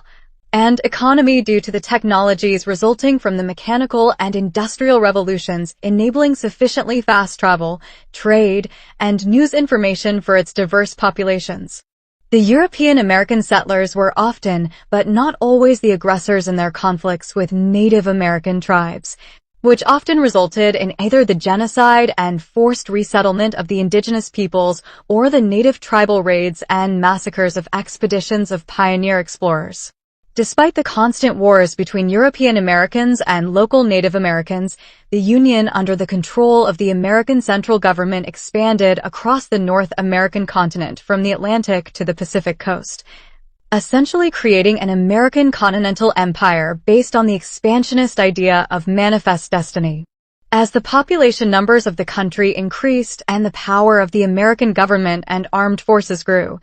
the United States eventually became strong enough to establish the Monroe Doctrine to try to forbid the expansion of foreign European imperialism, especially from Spanish, British, French, and Russian societies in the Americas. However, this new technologically advanced American nation was soon devastated, temporarily divided, and nearly destroyed by the American Civil War between the more capitalist and more industrialized society of the North, the Union, and the more slave-based and more agrarian society of the South, the Confederacy.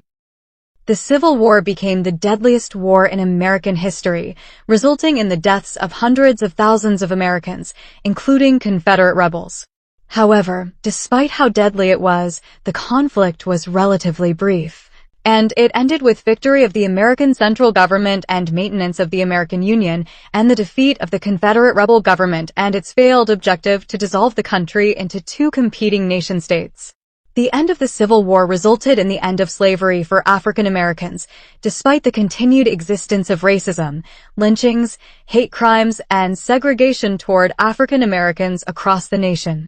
However, the long-lasting racial tensions between white European Americans and black African Americans endured after the war and eventually resulted in black civil rights movements in the later 20th century. These civil rights movements often culminated in peaceful racial protests for equality and sometimes devolved into violent riots quelled by police and military suppression. Eventually, racial segregation was ended by law, despite the continued racism in policing of urban minority neighborhoods. Prominent African American public figures that helped to end racial segregation in 20th century American society included the Christian Martin Luther King Jr., who often preached for peaceful civil disobedience against racist authorities,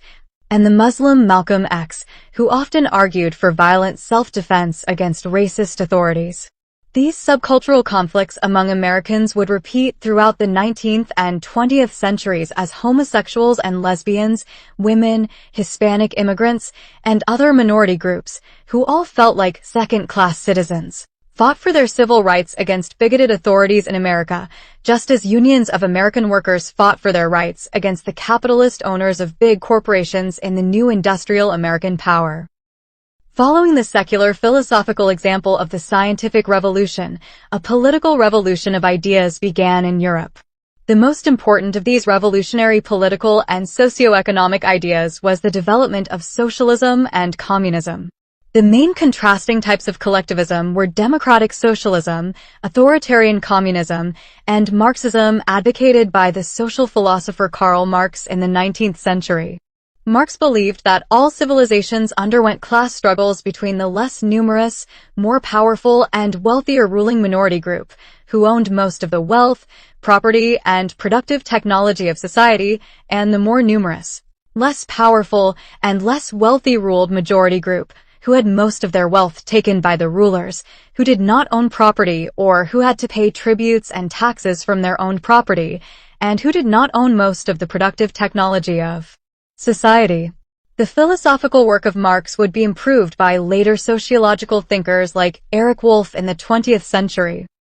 The theory of history advocated by Eric Wolff includes three main forms of social organization. First, in prehistoric history, there were forager and hunter-gatherer communities, in which the primary features were personal power, family kin ties, hunting and gathering wild plants and animals for survival, and the economic mode of gift-giving, in which groups usually voluntarily gave tributes of goods and services to those with family clan power. Due to a lack of surplus goods, this first stage of history is relatively free from class conflict and corresponds to Marx's first historical stage of primitive communism. Second, during the Agrarian Era of history, there were agrarian farming communities of hierarchical forms of state power, which had the following primary features. There were complex divisions of labor. There was class division and conflict between tribute-taking and tax-collecting elites, who exploited the labor of and extracted resources from their subject peasants and urban workers, and the tribute-giving and tax-paying farming peasants, and to a lesser extent urban laborers, who produced their own goods through exploitation of domesticated plants and animals and through their own use of personal land, and who were forced to give tributes and pay taxes to tributary elites and their armed forces. And there was the economic mode of tribute-taking, in which the seizing of wealth by force was performed by the elites and the production of wealth by agriculture was performed by the commoners. This second stage of history corresponds to Marx's second historical stage of agrarian slave society and feudalism. Third, in the modern era of history, there are industrial communities with the following primary features. The divisions of labor are even more complex than those in agrarian societies. Wage earners selling their labor power become more important than peasants. There is increased production of material goods through improved automated machines. Hierarchical forms of state power result from class division between capitalist entrepreneurs or socialist states, who own the means of industrial production, and wage earners, who do not own their own productive farming lands or industrial factories, and who must earn a living by selling their labor power to others. There is the economic mode of wage earning and profit-making on competitive markets. And while tributary coercion by elites is still present, in the form of taxation by the state, the main generator of wealth is technological innovation and industrial production of goods in competitive markets. This third stage of history corresponds to Marx's third historical stage of industrial capitalism, socialism, and the final form of pure communism. Karl Marx believed primitive caveman societies had a simplified form of equal communism, in which most goods were shared equally by family clans. Marx believed class conflict originated with the first agrarian societies, consisting of power struggles between the rulers, greedy kings, priests, and landlords, and their subjects, impoverished and oppressed peasants, farmers, slaves, and urban workers. Marx believed the industrial societies of his own time had greater class conflict and consisted of a power struggle between capitalists or bourgeoisie, who owned the large factories and profitable private businesses, allied with the governments that supported their unequal distribution of wealth in society, and the wage earners, workers, or proletariat, the impoverished and oppressed industrial workers and farmers who had to sell their labor power to the big factories and businesses, as well as the homeless and unemployed who had no property or wealth due to the unequal distribution of the goods of society. In a kind of self-fulfilling prophecy, Marx predicted that unions of educated industrial workers would unite, seize control of the big factories and businesses from private capitalists,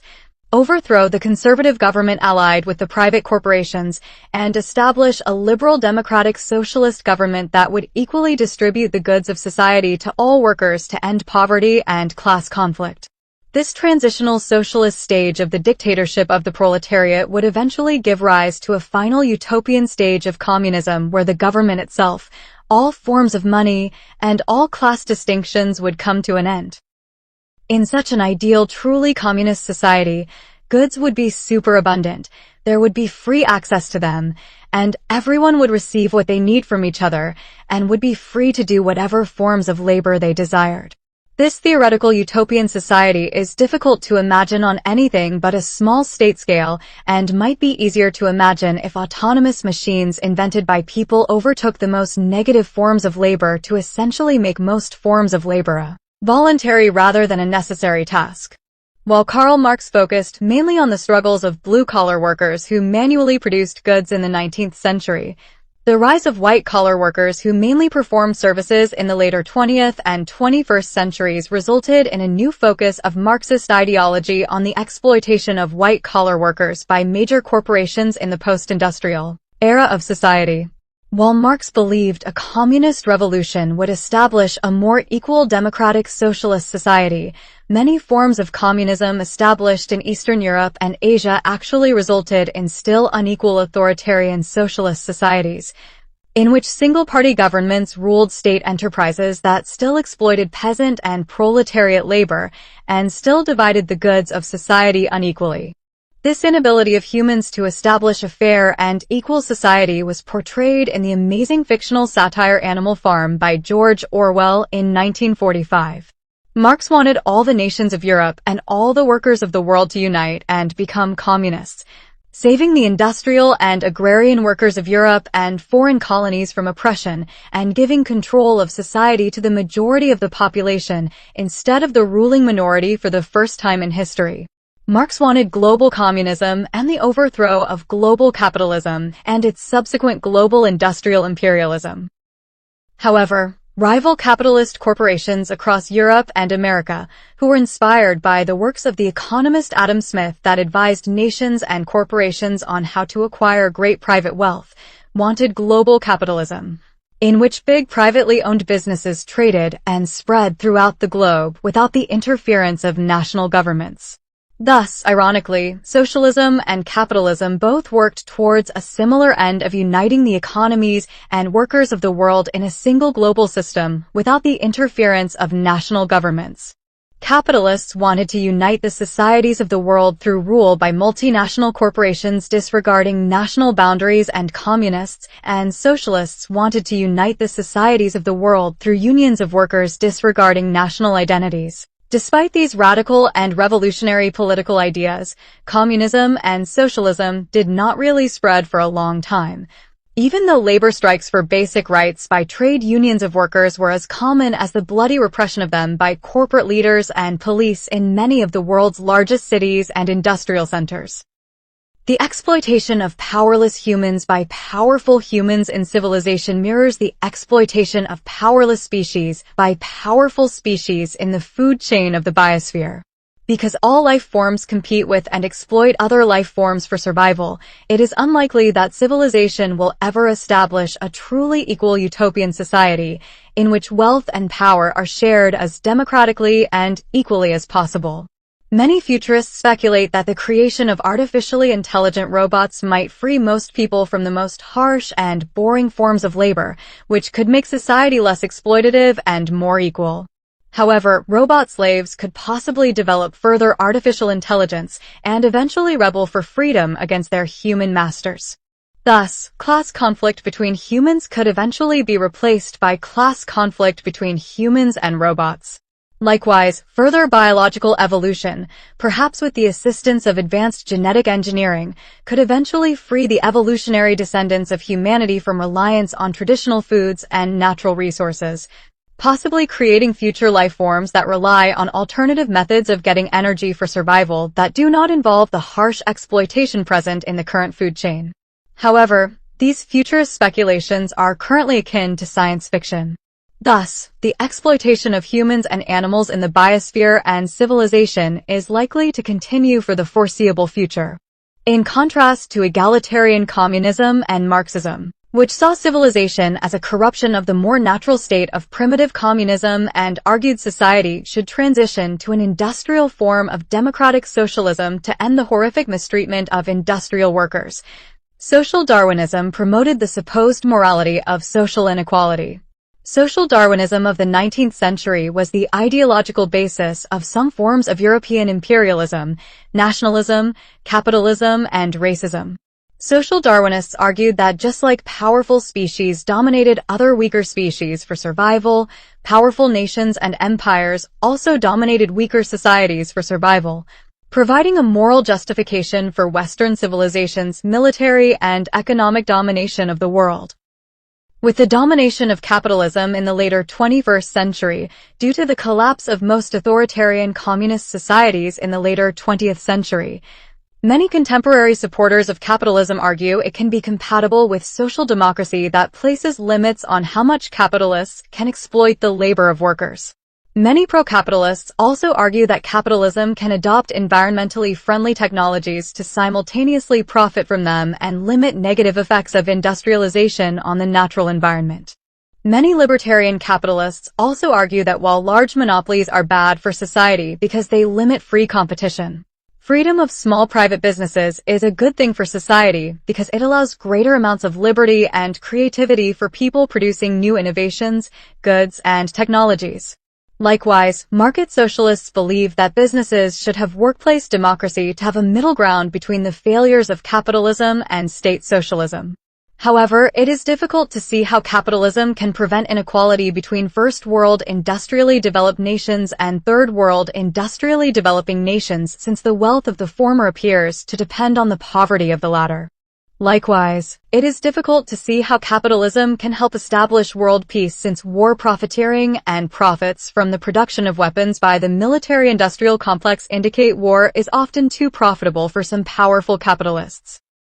As the 19th century came to an end and the 20th century began, ironclad metallic warships and submarines became common while guns and explosive weaponry improved immensely through the increased production of metals via the improved applied science of metallurgy. Through the train and railway, mankind could move faster than ever before on dry land, altogether surpassing the speeds of horse travel. Through the steamship and submarine, mankind could now travel faster over the seas and could even plunge to the depths of the deepest waters, giving him much more power in the ocean. With the harnessing of the electromagnetic force and the inventions of the telegraph and telephone, contact between people became nearly instantaneous, much faster than the hoarse mail of the past. Essentially, as a result of these technological developments, people were becoming more socially united through the creation of a single global hierarchical community despite still being divided into rival nation-states.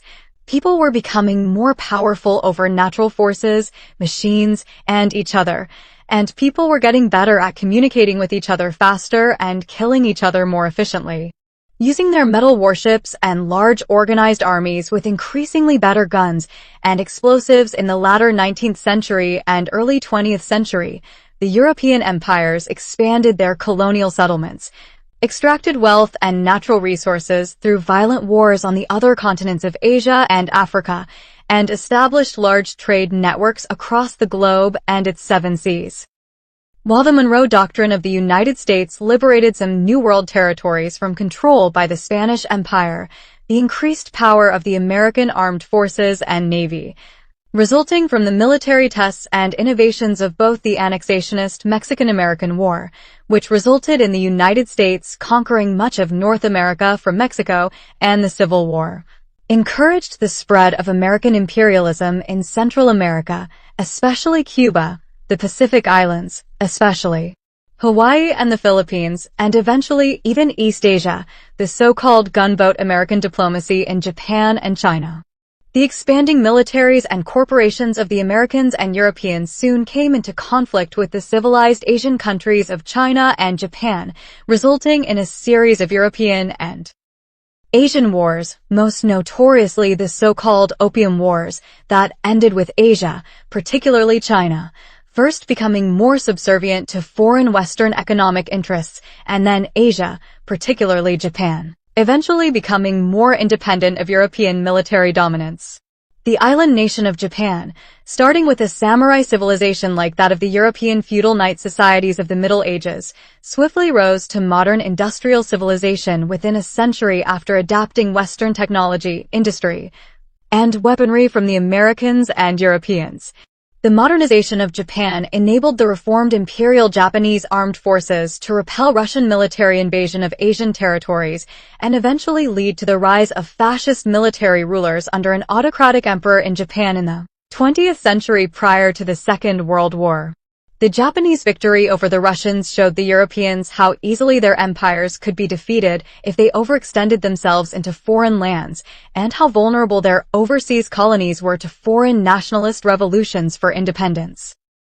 In the early 20th century, Western psychology began to pinpoint the apparent origin and location of consciousness to the human brain and nervous system. Western psychology underwent ideological conflict between the secular atheist psychoanalyst Sigmund Freud and the religious psychoanalyst Carl Jung. While the psychoanalytic school of psychology is largely outdated, the theoretical debate between materialism and dualism of consciousness in psychology and philosophy was best represented in the fundamental differences between Freud and Jung.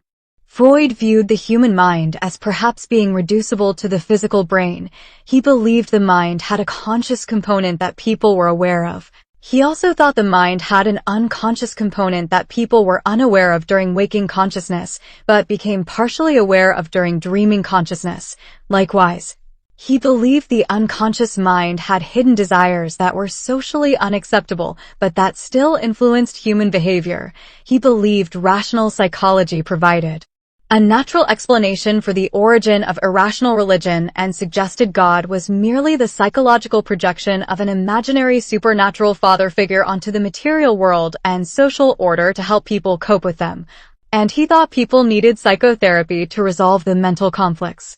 between the components of the mind, including its irrational, instinctual, and immoral ID, its realistic and rational ego, and its overly moral and overly socialized superego.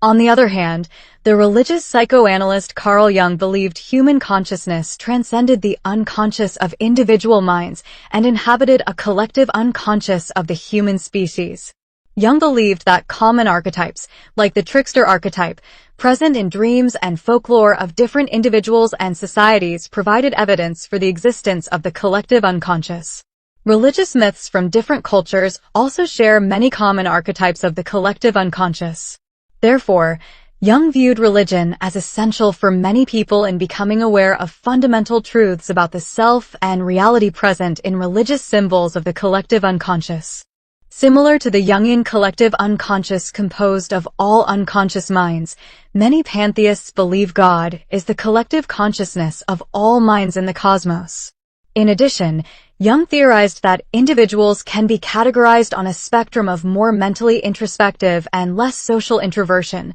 common in quiet introverts who enjoy having plenty of time alone for solitary activities, and more externally mentally stimulated and more social extroversion, common in talkative extroverts who prefer the company of others over solitude. The psychological ideas of Freud and Jung permeated European philosophy of mind, even though both thinkers were influenced by the philosopher Arthur Schopenhauer, who attempted to combine Western and Eastern philosophy to assert that the world people experience is just a mental representation of a single metaphysical will of endless striving and desiring present in all people, life forms, and even the physical struggles of material bodies and forces of energy. As the early 20th century began, various new technologies and inventions, including the automobile, the airplane, the tank, and chemical warfare continually threatened European social peace and revolutionized civilian life. With the new airplanes and their precursor hot air balloons, man gained new power over the air as humans had already done for dry land and sea with the chariot, boat, and automobile.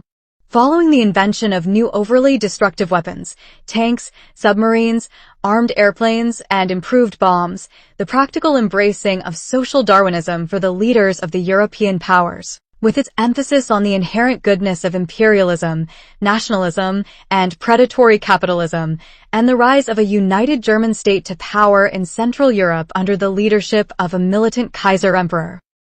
Kaiser, being the German version of Caesar, the First World War finally erupted in 1914. Most of the large nations and armies of Europe, their overseas colonies, the preeminent Asian powers of China and Japan, the Middle Eastern Ottoman Empire, and even the dominant power of the New World of the United States entered the war. The Great War was fought mainly in dirty trenches on the Western Front, and the new tanks, airplanes, chemical warfare, submarines, improved guns and shell explosives, and large metal warships made the war incredibly destructive and deadly. World War I resulted in the deaths of tens of millions of people, including countless soldiers and civilians. The Great War ended with the defeat of Germany and its allies, but virtually all of Europe and much of the world civilizations were devastated by the horrifically brutal and bloody conflict. The global war showed the folly of competition between nationalist monarchies as well as the folly of global imperialist expansion and predatory capitalism as the different imperial powers went into the war to gain continental European land, overseas imperial territories and their natural resources, and greedy industrial profits from the spoils of the war. Instead of swift victories for any side, all the societies involved lost thousands and millions of dead citizens. Because of the globally destructive scope of the war, the victorious nations established a so-called League of Nations to end major warfare once and for all. However, the failed experiment of the League of Nations did not prevent the subsequent global war and did not prove fruitful until the later formation of the humanitarian, but still highly incompetent United Nations. Many of the old empires and kingdoms of Europe collapsed after the conflict. In Russia, a determined and successful but largely incompetent communist revolution against the Russian monarchy occurred, setting the precedent for later authoritarian socialist states in Eastern Europe and East Asia, especially those of Russia and China. The new Russian state, under the sway of the authoritarian Communist Party, oppressed and sometimes imprisoned and massacred various members of the working industrial and peasant classes that it had once promised to liberate from oppression by capitalist, landlord, church, and royal rulers and elites. As later history revealed, the Great War was merely the first in a series of global conflicts that would eventually threaten the extinction of humanity and the biosphere. The Second World War of the 1930s and 1940s was the deadliest war in world history, resulting in the deaths of probably over 50 million people. The Second Global War raged across much of the continents of the world and included mainly European, American, and Asian empires. World War II was really a more destructive and deadly version of the First World War, with both conflicts largely being initiated by authoritarian German states. The war resulted in the spread of totalitarian forms of extreme right-wing fascism and extreme left-wing communism that attempted to overthrow their enemy forms of government and economy, including Western liberal capitalism, democracy, and monarchy, and attempted to solve the crisis of the recent global economic depression. While Stalinist communism abolished private capitalism of big businesses, established state atheism to end the power of religion and the church, and gave control of production and the industrial and agricultural economy to the communist one-party state, fascism in Nazi Germany, Italy, and Spain still maintained the existence of private businesses,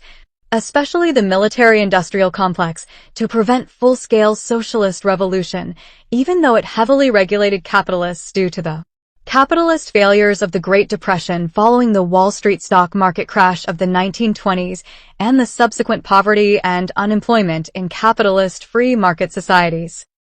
Following the Great Depression, Western liberal democracies of the 1930s, like the United States under President Roosevelt, instituted further government intervention, welfare systems, and state labor projects into the capitalist economy to relieve the poverty and unemployment of the recession. Even though they did not abolish capitalism, they did not embrace full socialism, and their economies only really started noticeable recoveries due to large-scale employment in the war industries and armed forces as the Second World War erupted in 1939 in Europe and 1941 in the Pacific. Fascism also allied itself with conservative religion. Italian fascism embraced Catholicism due to a truce with the limited rule of the Vatican in Italy. German fascism embraced nationalist Protestantism, and Spanish fascism embraced Catholicism, even if it put the power of the state above the power of the church, whose property it was attempting to protect from secular socialist revolution.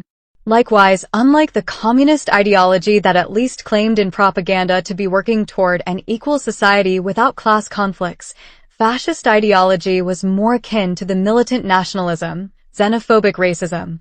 and anti-democratic single-party authoritarianism present as elements of social Darwinism, in which conflicts and inequalities are inherent. The fascist militarism and imperialism, present especially in Italian dictator Mussolini's attempt to be a 20th-century Caesar, the Nazi imperialism on continental Europe,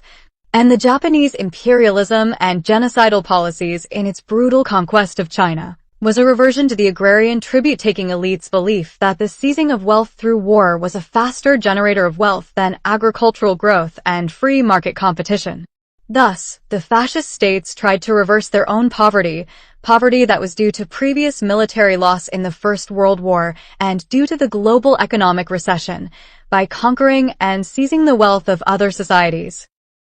Despite the American and Allied defeat of fascism by the end of the war, elements of fascism would be adopted in later 21st century USA under President Trump and his Conservative Party,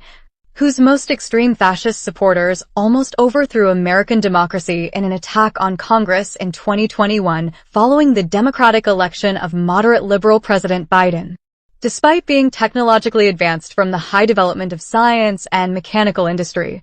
these 20th century totalitarian societies violated human rights to an even greater extent than the often savage and barbaric human rights violations of previous hierarchical agrarian societies. These fascist and communist totalitarian states were eventually on opposite sides of the war, but they produced similarly brutal dictators like Adolf Hitler, Benito Mussolini, Emperor Hirohito, and Joseph Stalin. All of these authoritarian rulers were guilty of some of the worst war crimes and crimes against humanity. Likewise, American presidents Roosevelt and Truman and British Prime Minister Churchill approved various war crimes against the enemy Axis powers in attempts to win the war and save their states from conquest. In the European front of the war, one of the worst genocides in human history occurred, namely the Nazi Holocaust of millions of European Jews and other minorities. Despite initial Nazi military conquests in Western and Eastern Europe, the British and American forces to the west and the Russian Soviet forces to the east eventually pushed back Nazi forces, conquered Germany, and overthrew the fascist government of the Third Reich, ending the European front of the war. In the Pacific front of the war, the atomic bombing of Japanese cities by American air forces represented a horrific war crime against civilians that ultimately contributed to a swift end to the Pacific front of the war. Along with the Russian declaration of war on Japan,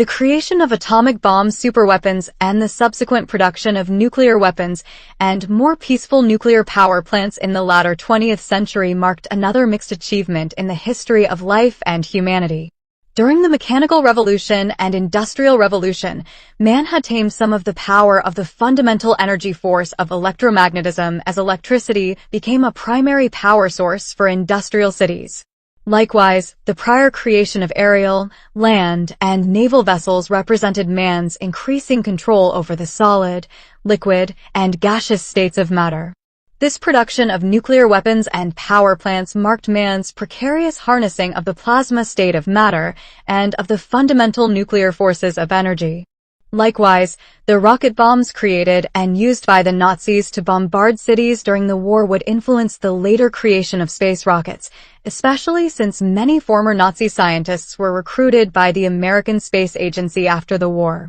The subsequent overcoming of Earth's gravitational field through space rockets likewise would mark man's increased power over the fundamental energy force of gravity. Despite their ideological and economic differences, the United States and Soviet Union had been reluctant allies against fascist imperialism during World War II. However, their new status as rival global superpowers soon resulted in the so-called Cold War between them. The Cold War of the latter 20th century was a long series of proxy wars in developing countries across the globe that was orchestrated by the rival superpowers of the corporate capitalist developed nation of the United States, which was as plutocratic as it was democratic, despite having elected officials in a representative republic. Private multinational corporations still lobbied and bribed lawmakers to enact policies that expanded their profits even if these wishes came into conflict with the public will of the majority of voters, and the authoritarian socialist developed nation of the Russian Soviet Union, which was still full of social inequality, due to a decline in the democratic power of Soviet workers' councils, and full of a new form of class conflict just as the former non-communist societies had been. The primary class conflict being that between the Communist Party with its command economy and state control over the means of production and the working and peasant classes that it still continued to often unfairly exploit and mistreat. Perhaps the worst proxy war of the Cold War was the Vietnam War, which resulted in the end of French imperialism in Indochina, the defeat and withdrawal of American military forces,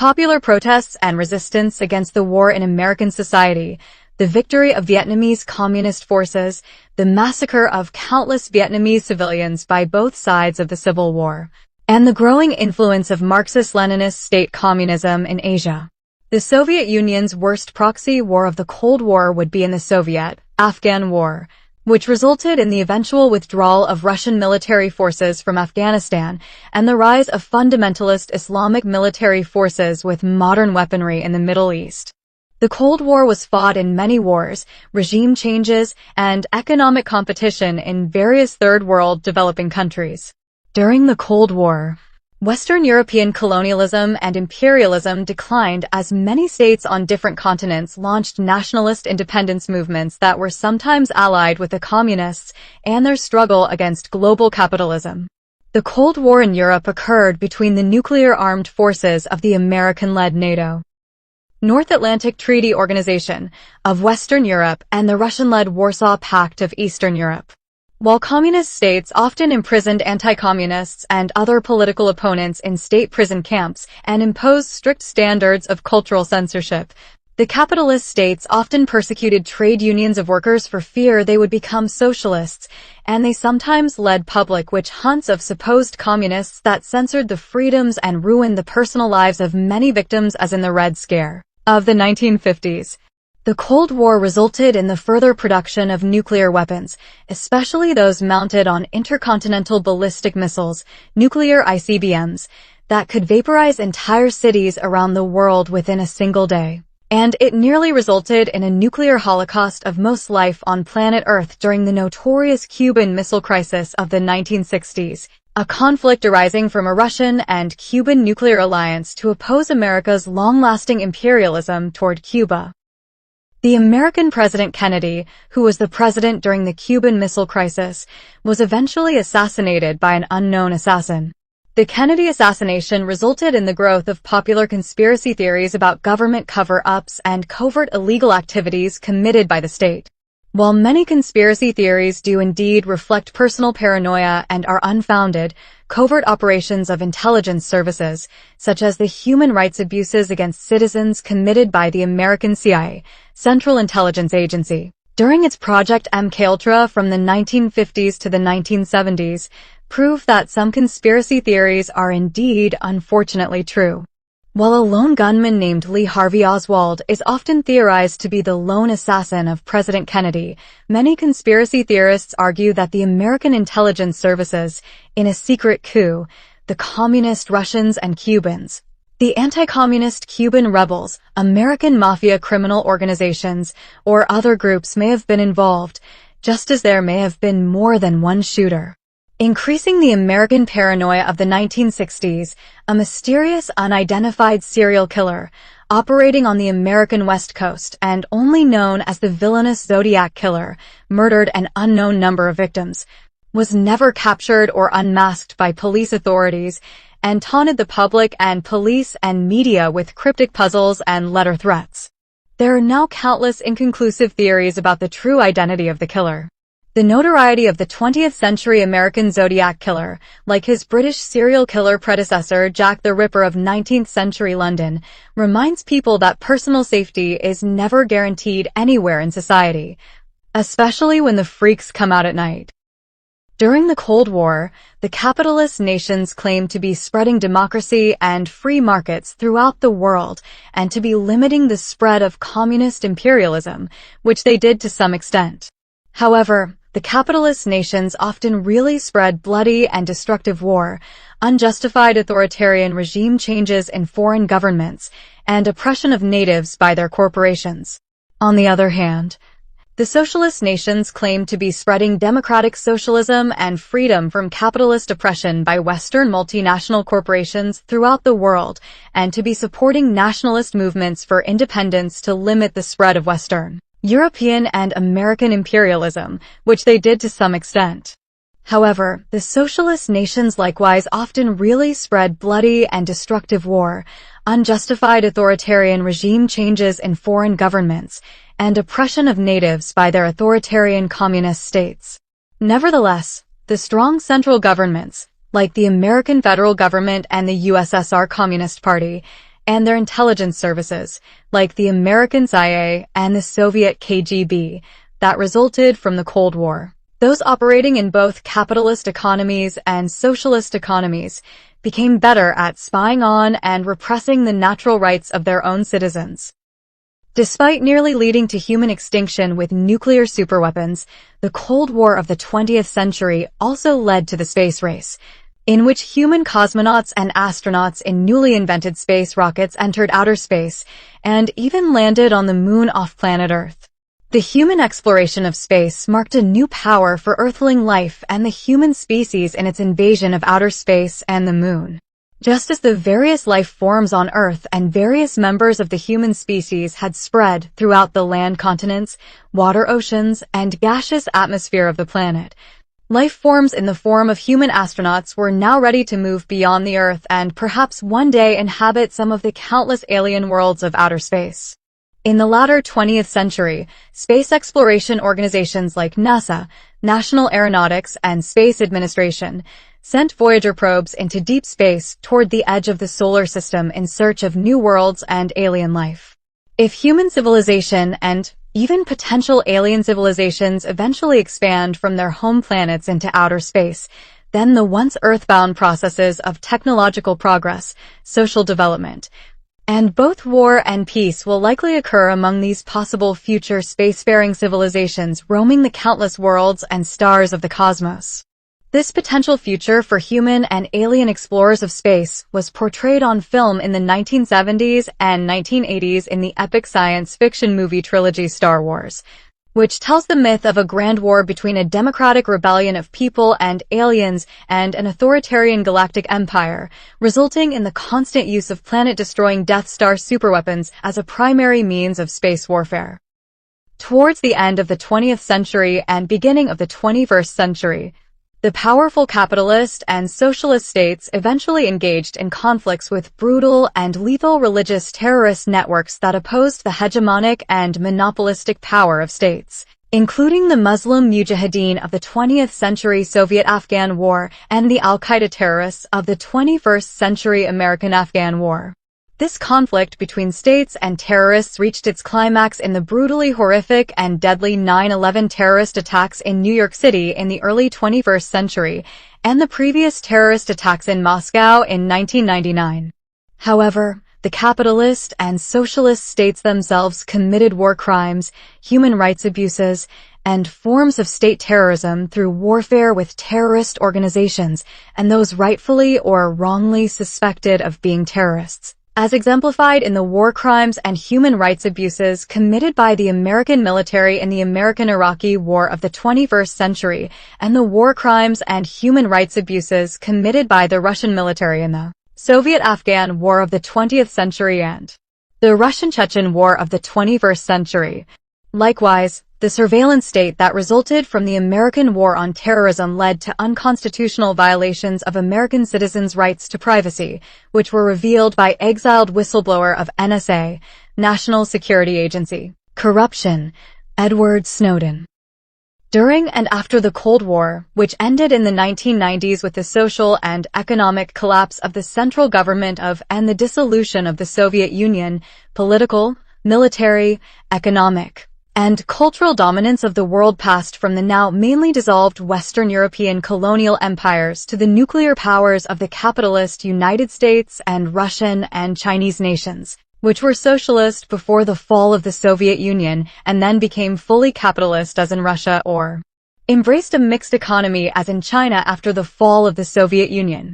As the current 21st century progresses, the nuclear-armed militaries and corporate capitalist economies of Western civilization, the United States, and its Western allies of the European Union, become the main global rivals of the nuclear-armed militaries and corporate capitalist and mixed economies of Eastern civilization, the Russian Federation and the People's Republic of China. This nationalist rivalry between the West and East culminated in 2022 with the imperialist Russian invasion of NATO partner Ukraine. The Russian-Ukraine war becomes the greatest and deadliest war on the European continent since the Second World War. The war continually threatens to escalate to a nuclear war between NATO and its allies and the Russian Federation and its allies. While the war continues in the present year of 2024, only time will tell if it remains a limited regional conflict or if it will become the first stage on the European front of a nuclear Third World War. In the Pacific, a potential conflict between the United States and China over the independence of the democratic and highly technological Taiwan could also become a major regional war and, in the worst-case scenario, the opening stage of the Pacific front of a potential nuclear Third World War. Such a global thermonuclear war would certainly result in the collapse of civilization, the destruction of this book, and the premature death of its author. As revealed in this grand story of humanity, human history is often a long catalogue of people fighting over their usually superficial differences and overlooking their interdependent, fundamental similarities, often resulting in mutually destructive and tragically avoidable conflicts between different cultures, subcultures, races, nationalities, neighborhoods, classes, and individuals. Transitioning from focusing on the large historical story of civilization to the small personal story of the common individual, everyone undergoes personal growth in society as each person at least those who do not die prematurely before reaching old age, goes through several basic stages of life. While these stages of life are typical mainly of people living in 21st century industrial and post-industrial societies, many of them also apply to people living in ancient and prehistoric times. The basic stages of life and death tell each person's individual life story that is a small-scale reflection of the grand cosmic epic of life and death of the cosmos as a whole. As described in the psychological theory of the hierarchy of needs, the person has basic needs that must be fulfilled in all stages of life in order to be fully healthy and happy. These needs include basic physiological needs, safety needs, being loved and feeling a sense of belonging, public esteem, and self-actualization of one's unique talents. The stages of the typical life story that follows are the basic stages in chronological order of the average person's life in modern society. First, each person starts life when he or she is born as a baby. The newborn baby becomes part of a happy functional family or an unhappy dysfunctional family with parents and sometimes siblings who will influence his or her development for the rest of life. Biological parents or substitute legal guardians become the primary authority figures for the person. These parents and guardians pass down their values, goods, and lifestyles to these new babies and eventual children. Second, the baby ages into a toddler and then into a young child. In this age before schooling, the young child explores the world with abundant curiosity, does anything he or she can to fulfill its basic biological needs, learns very simple forms of communication with others, and finds a mysterious world that is either mainly benevolent or hostile. Third, the young child ages into a teenager, and during these years the child goes to school, including elementary school, middle school, and high school. The education that the young person receives in school impacts his or her personal worldview of one's place in the cosmos, world, and society. Teachers in school become the new influential authority figures and instill in their pupils behavioral discipline, basic forms of knowledge, reading, writing, mathematics, and a cultural worldview, improved forms of communication, more complex forms of language, and a basic love or hatred of education itself. During these childhood and teenage years, the child and eventual teen usually makes several constant friends, in relationships of platonic love, develops greater bonds with relatives, encounters challenging enemies, and feels romantic interests. He or she often falls in romantic love with someone else. If the person does not become a self-reliant loner, then the social network of friends for the person, especially the oldest friends of the group, become an influential authority figure for the person's behavior. Fourth, after graduating from high school and college to conclude his or her schooling and after aging into a young adult, the person goes through several different jobs and eventually chooses a lifelong career that either makes the person very happy or very unhappy with work life. Bosses become the new primary authority figures for the person, and relationships with coworkers determine how the person perceives the hospitality of the work environment. During this stage of young adulthood, the person usually becomes more withdrawn from social groups and institutions if he or she develops as an introvert. On the other hand, during this stage of young adulthood, the person usually becomes more involved with social groups and institutions if he or she develops as an extrovert. The young adult pays taxes from his income to the state and usually develops a conservative, liberal, authoritarian, or libertarian political viewpoint that influences how he or she supports and elects the state. The person begins a pattern of law-abiding or criminal behavior in society, resulting in interactions with the police and perhaps organized crime. Thus, the state becomes the new primary authority figure for the person, as it often attempts to get him or her to embrace a particular nationalist worldview and tradition. Likewise, for the person who falls into severe forms of crime, the criminal mob becomes the primary authority figure that encourages illegal and deviant behavior in society. The person begins to see others as defined by their various job roles and often interacts with people in their social roles when he or she needs goods and services from them. The institution of the private corporation, which produces and sells goods to the person that he or she wants or needs, becomes another primary authority figure for the person. The corporation instills in the person an acceptance of private property, free markets of economic competition, the value of money, the importance of banking, and the social duty of being a good consumer of many advertised products for the good of the economy. The person also develops a secular or religious outlook on life. If he or she becomes religious, the person joins a local church, resulting in the person accepting various morals and beliefs about the nature of his or her spirit and supernatural creator. The church and a largely invisible God become new primary authority figures for the religious person. The person also might join various recreational clubs and organizations to develop unique hobbies for fun. Sometime in a person's adult life, or perhaps even when the person was far younger, the person appreciates just how big the world and universe are in comparison to himself or herself. In this mystical and existential experience, the person is overwhelmed by the size of the cosmos and how little the person is within it. Thus, the cosmos itself becomes a kind of authority figure for the person, even if he or she often forgets about it due to being too preoccupied with social affairs on Earth. Fifth, having reached a stage of sexual and romantic maturity, the adult man or woman eventually marries, sometimes divorces, and usually has children with another adult that he or she falls in romantic love with and enters a lifelong sexual relationship with. The equal sharing of power or the struggle for power in the marriage demonstrates how the romantic partner becomes an equal or higher authority figure for the person or becomes submissive to the person's authority. The person becomes a father or a mother and becomes the new primary authority figure for his or her children. If the person is unable to find a true love, he or she may instead have many sexual and romantic relationships that never end in marriage. If the person has no interest in sex or romance, or if the person experiences too much rejection by those he or she develops crushes on, then the person remains single and sexless for the rest of his or her life. This lifelong single person develops other recreational,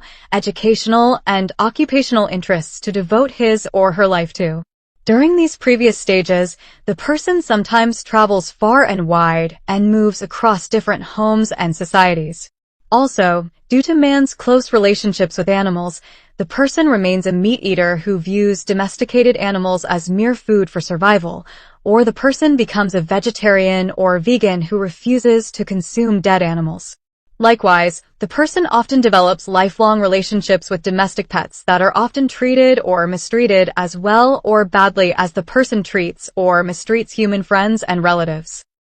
If the person lives close to the wilderness, he or she may develop a predatory view toward wild animals and hunt them or may peacefully coexist with them instead.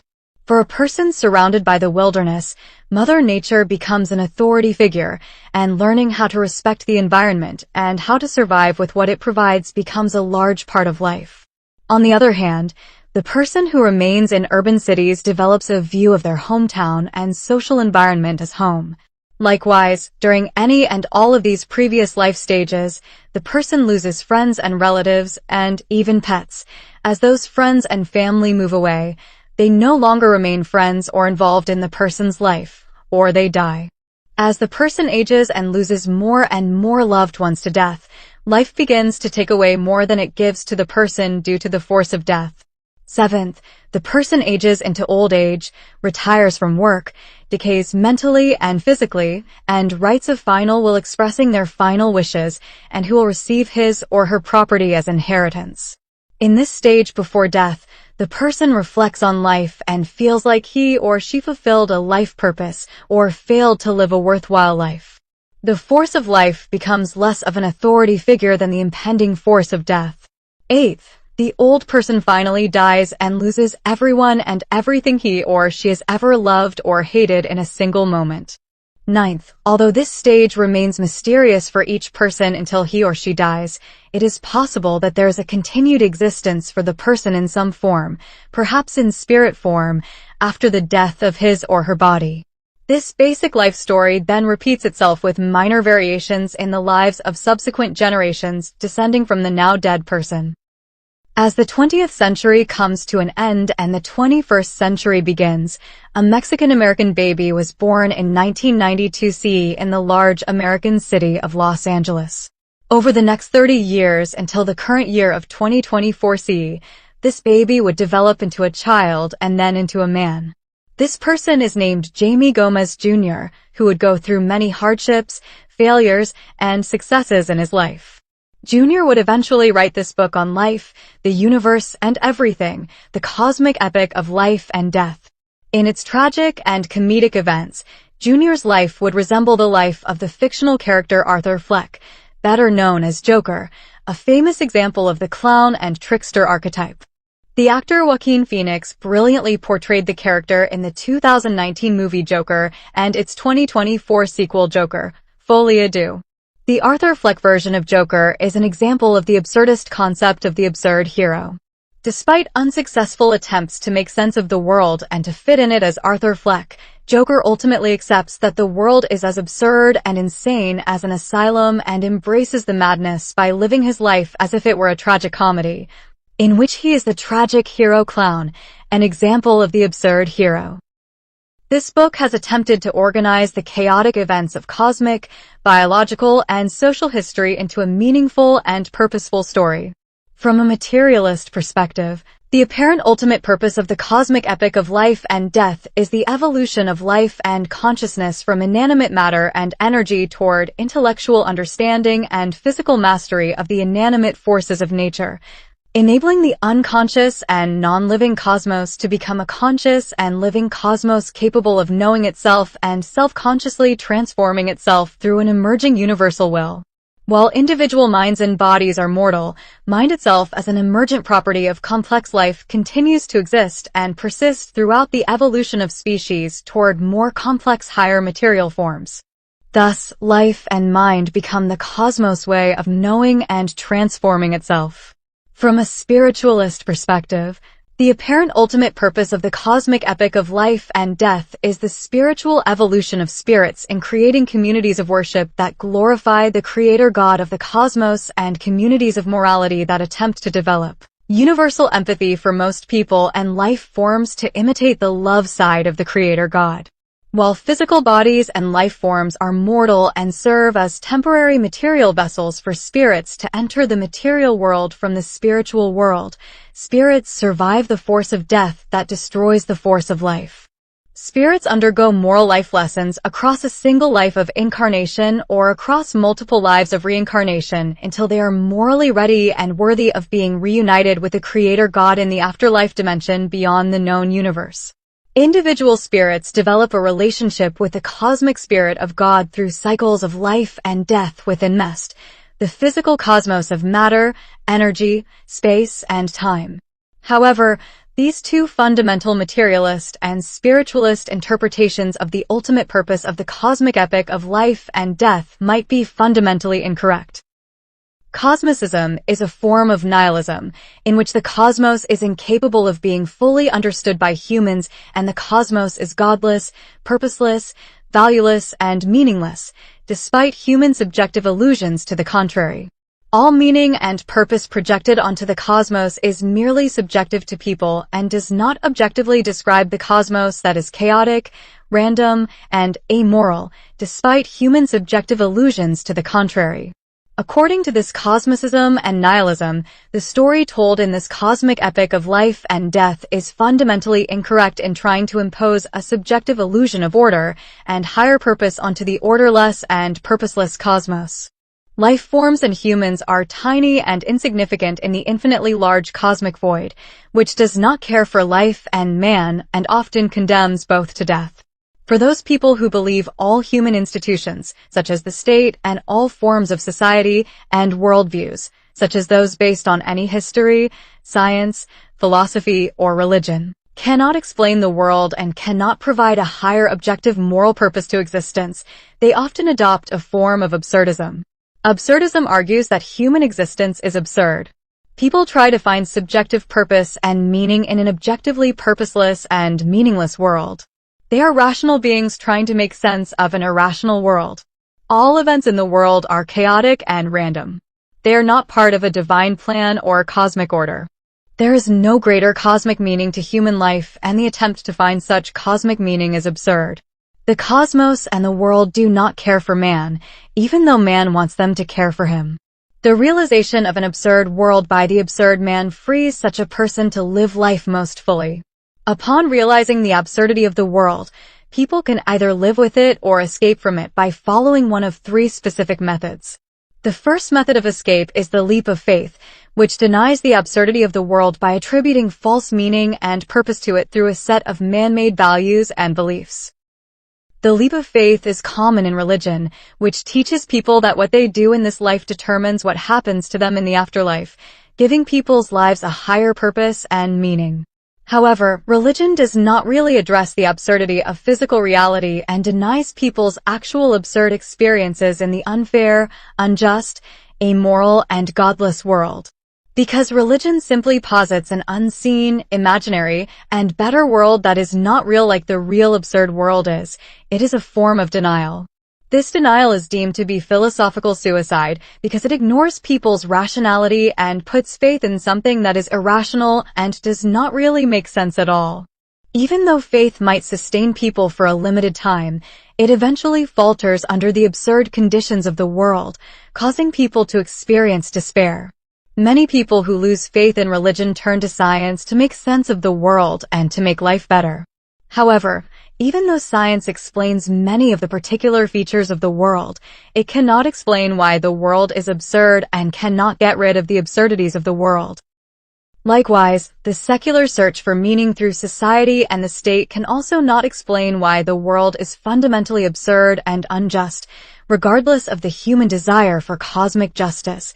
And it cannot remove all absurdities and injustices from the world because the world is inherently absurd. The second method of escape is physical suicide. Unlike philosophical suicide, physical suicide is absolute, and death from suicide completely ends people's existence. However, even individual suicide does not negate the absurd because the continued existence of other people and life forms continues the absurd condition of man and life wanting purpose from the world that does not care for them and only accidentally creates them from chaos. Just as the leap of faith is a form of mental denial of absurd reality and imagines a better existence in the imagined afterlife, the leap toward death literally denies reality by trying to end conscious experience of it and imagines a better state of nothingness after death. Both are forms of irrational and immature escapism that refuse to accept the world as it truly is, absurd. The final and ideal method is acceptance that the world is absurd.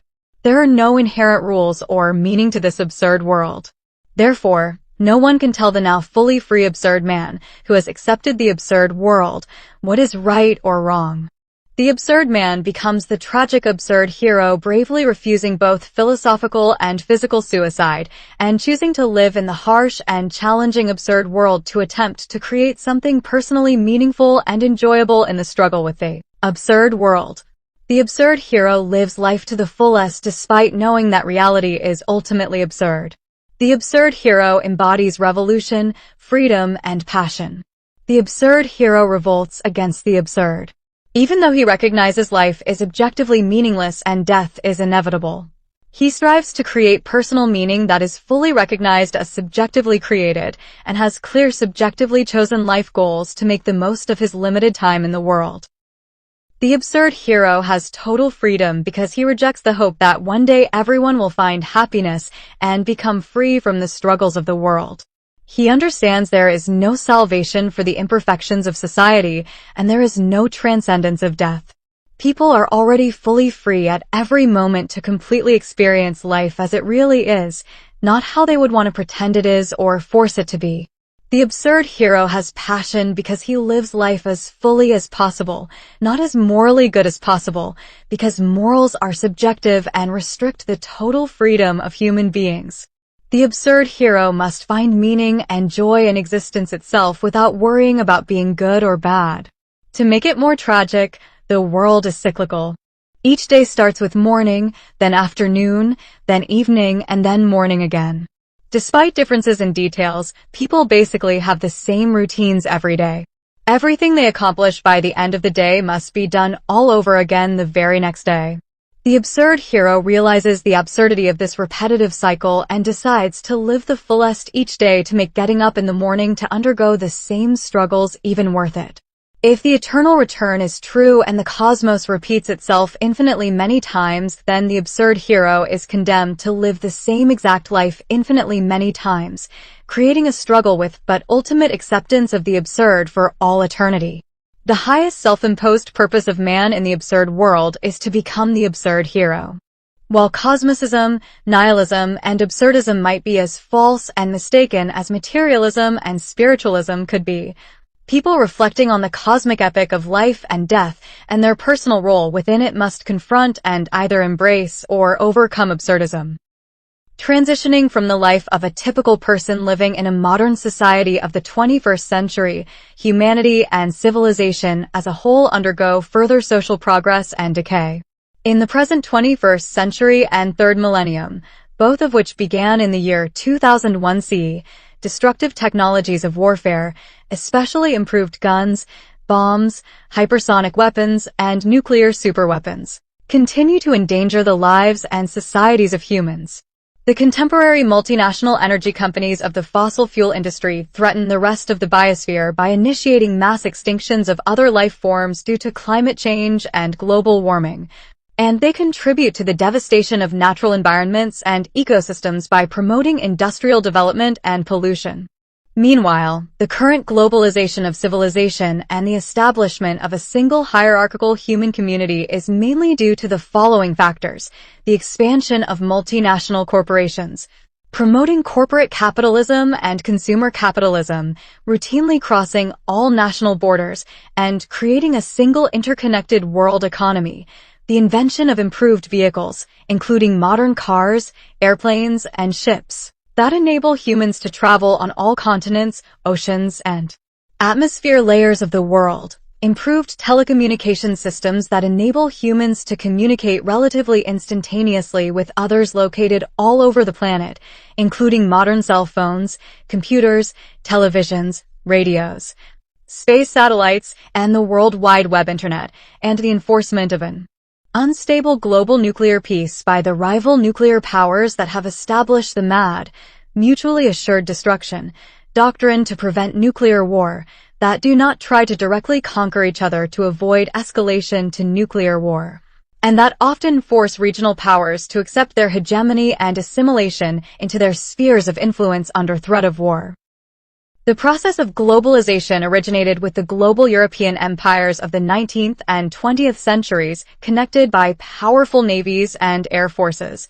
But globalization did not accelerate to current levels until after the social conflicts expressed in the World Wars and Cold War were resolved once those conflicts concluded. Modern globalization of the 21st century has now turned the once separate human civilizations on different continents into a single global hierarchical community, struggling to maintain unique national identities, full of regional conflicts, and sharing many common interests and needs. The worldwide mass production of a surplus of food and improvements of medicine and hospital services have increased the average human life expectancy for most people in the most industrially developed societies. Despite the fact that many people live longer lives than ever before, many people still are not very happy with their lives, suggesting the average level of human happiness may have not significantly increased since ancient agrarian and prehistoric forager societies of the past. Factors that contribute to a struggle for happiness for people in modern society include the following: worker alienation from their labor due to capitalism. Some of the happiest people are those with limited alienation from their good jobs, while some of the most unhappy people feel very exploited and limited by their jobs. Social enemy of people feeling lost in the large impersonal communities of modernity. While some people love the many fleeting and superficial interactions with others in large cities, others feel no kinship with the countless strangers they interact with every day, and people's hedonistic addictions to and attempted moderation of the various sources of happy pleasure and unhappy pain in modern societies, including illegal and legal drugs, processed foods and drinks, various forms of sexual activity, and various forms of recreation and entertainment. Thus, while most people live longer than before, it is unclear if most people live more happily than before. Naturally, people have different temperaments and tolerances. So many humans are happy and would be happier in modern and past forager and agrarian societies for their own personal reasons. Just as many humans are happy in modern industrial societies and would be happier in them than they would be in past agrarian and forager societies. Despite improvements in technology and production of goods, the unequal distribution of necessities has prevented successful resolution of many regional famines and diseases afflicting less fortunate communities around the world, and has failed to prevent widespread suffering, malnutrition, and death of those affected by these famines and diseases. Likewise, as always, nature continues to remain more powerful than man, so even the most technologically advanced societies are sometimes unable to fully cope with and survive natural disasters. In more industrially developed societies of the so-called First World, for the most part, there has been a transition of capitalism from its harsh primitive forms, full of extreme class conflict between overly wealthy capitalists and workers with unbelievably bad working conditions, low wages, and long hours, to more modern and humane forms, in which workers themselves become consumers of the products that they produce, so capitalist owners encourage higher wages and more leisure time so the workers that generate the goods they sell can also afford to buy those very same goods. However, in many industrially developing societies of the so-called Third World, capitalism remains as primitive and exploitative of workers as it was in the era of Karl Marx. Just as the European empires and corporations of the European age of capitalist imperialism exploited the natural resources and labor of the peoples of less technologically advanced societies of Africa and Asia in the 19th century and 20th century, modern industrially developed societies and their multinational corporations exploit the natural resources and labor of the peoples of industrially developing societies,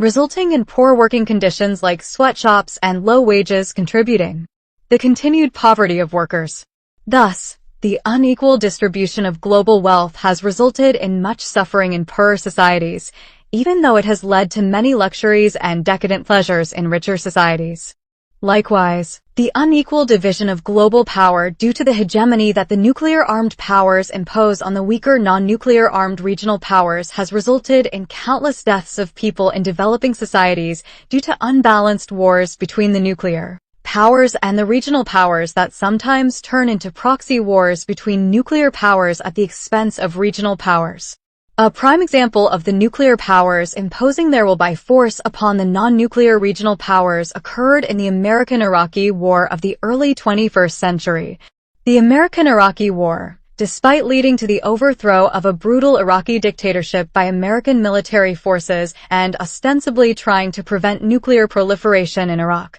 also lead to a long civil war and many civilian and combatant deaths, demonstrating how the nuclear-armed powers make war and impose suffering on the weaker non-nuclear-armed regional powers. Unfortunately, the miseries of those at the bottom of the world order often contribute to the pleasure and happiness of those societies at the top of the world order. The material goods that make people happy and the stable security that people feel in many modern societies is based on an unequal distribution of global power and wealth that results in people in poorer societies struggling to live happy lives.